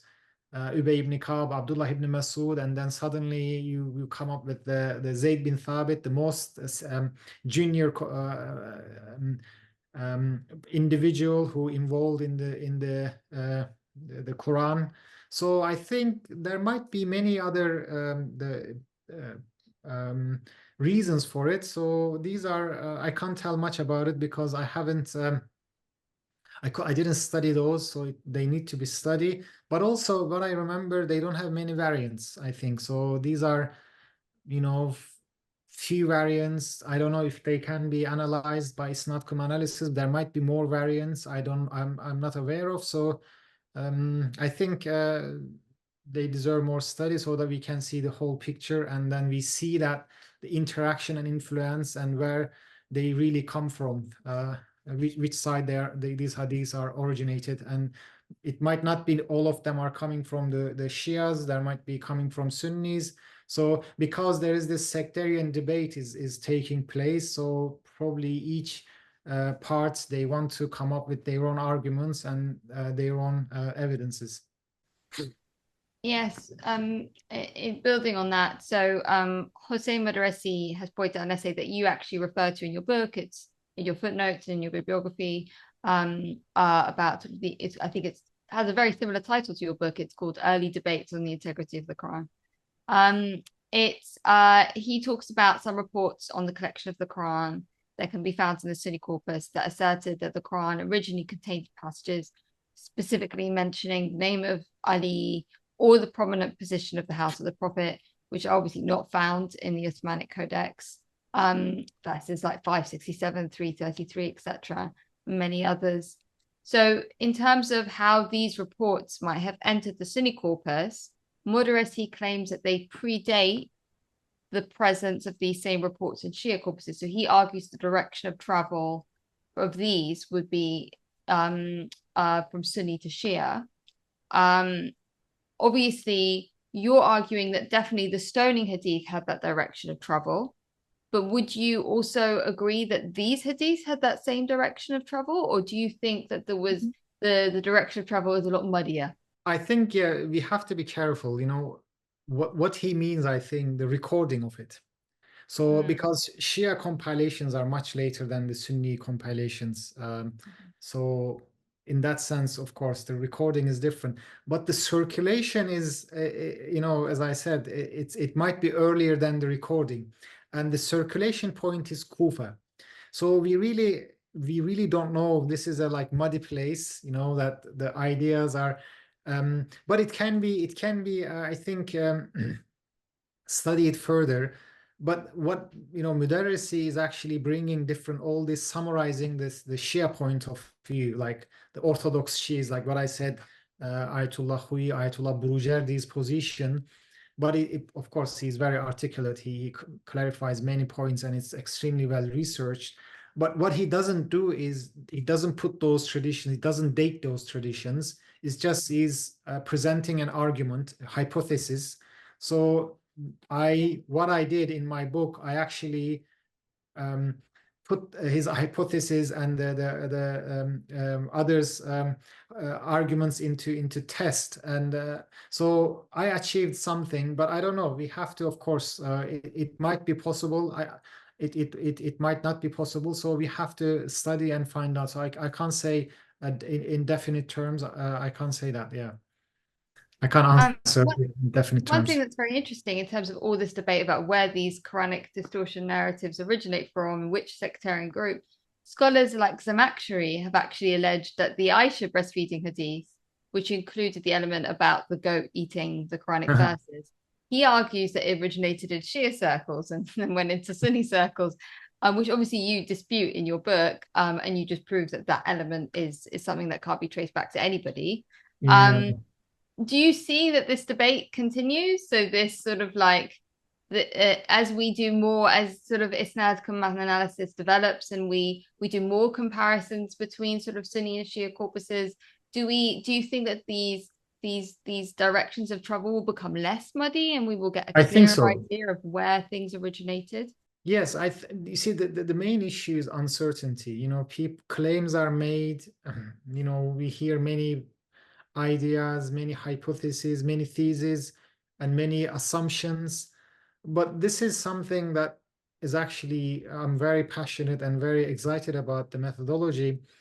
It's it to some level, if of course the evidence, the variants are there and you have enough tools to work with, it removes away that uncertainty. Of course, you know, I've done just very limited hadith I analyzed, but as you said, that if we imagine that we analyze everything and then we put out everything there, and people will see that, people will make those connections, and we'll have a better picture of not just about early Islam, but also maybe formation of Sunnism and Shiism and maybe other sects, and then how they emerged and their identity building process. I think this is the most exciting about the methodology of isnad-cum analysis, is that it gives out that possibility that you may, of course, this is a possibility. We don't know at the end of the day when we do this, you know, if we will achieve it or not, but it gives that possibility. Based on these examples, we can see that you know, certain level of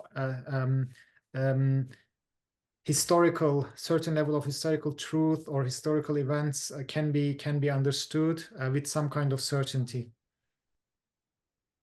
All right, and thank you for your time. We are on our last question. You know, I was worried about getting here and the time that it would take, and you know, but it actually has been a really engaging conversation about your book. And you know, it was yeah, we can't thank you enough for coming onto our platform to talk about it. But our last question is this one. You state in your book that your aspiration is for your book to serve as a catalyst, sparking further engagement and discourse within the realm of hadith and early history of Islam, and isnad-cum-matn analysis. What sort of studies do you hope to see in the future? And how do you envision them building on your current work? So what I've been like worried at some point, it became like this line of study is actually dying out after Motsky, and I don't see many people. I didn't see at that point many people are getting into it, but then now I see that it's just picking up again, and people are interested. What I'm referring mostly, not, you know, of course, now there are two different trends in isnad-cum-matn analysis. One trend is Motskian, which I am part of it, and it goes all the way if the evidence and verifiability is there. And there is one trend is more cautious, more Jumbolian, under the influence of Yumbol, and they tend to stop at the second half of the first century or the early second century, because of the formation of the civil wars and that Yumbolian argument about the formation of the chain of transmission. So I think from the Motskian trend, so I was worried about it, but I see more people are interested. I mean, and they are getting involved, and I was very surprised to see that like lots of people are talking about the book. I mean, normal people, like not the academics. So it's actually a good thing, because you know, you see that it's whether, you know, criticizing or defending it, there is a level of engagement, which is good. I think that is all I wanted, as more debate. I mean, people don't have to take side with me. It's good to, you know, sometimes criticize, but it's again, it sparks more interest in the field, and of course other people are doing a lot of work, and I'm aware of it. There was a isnad-cum-matn conference we had a few months ago, and I was very surprised to see so many people involved in it. So, and now I think we are coming to a stage that I was talking at the beginning, that I think there's going to be a golden age for hadith studies. And I think what makes me think that now we have all these digital tools, and there is the main issue is to actually deal with the hadith, this massive volume of hadith. It was actually discouraging many people to get involved, but now we can process these. And I'm working on a project. I don't know if it's going to be successful or not. I teamed up with people from colleagues from my faculty who are specialized in artificial intelligence, worked in the biblical studies before. So we are developing this project and use isnad-cum-matn analysis, combine it with artificial intelligence. Of course, it will give us more, it will enable us to process hadith more, but of course, at the end of the day, it's people who will analyze and study it, but it will actually speed up that process. And it's my dream or my expectation is that, as I said, that maybe we can rewrite the early history of Islam based on isnad-cum-matn analysis. I think there will be time either I do it or somebody else will do it. It doesn't matter who does it, but I think that is important, that people are giving chance to hadith and systematically study and analyze hadith, and at the end of the day, people judge whatever is based on the results and come to conclusions rather than making assumptions about the hadith. All right. And is there anything else that you would like to add? I mean, what are you working on currently? Where can our audience members find you if they further would like to engage with your work? So I'm based in Netherlands, University of Groningen. So I am, this is the department I'm based is Jewish, Christian, and Islamic origins, which is actually as a very vibrant faculty and department. So academically, I'm teaching. Next week, the term is starting, so I'm teaching. It's one of the interesting things about the faculties. We always teach like joint courses. So one topic, for example, a text study, we study from the Jewish, Christian, and Islamic text through these different texts. So it's a very interesting environment, and I learn a lot about the other traditions and methodologies. So it's very good. In terms of the research, well, I'm writing a book. The next book I've already started, but this time I'm writing on Abraham and the Muslim perception of it.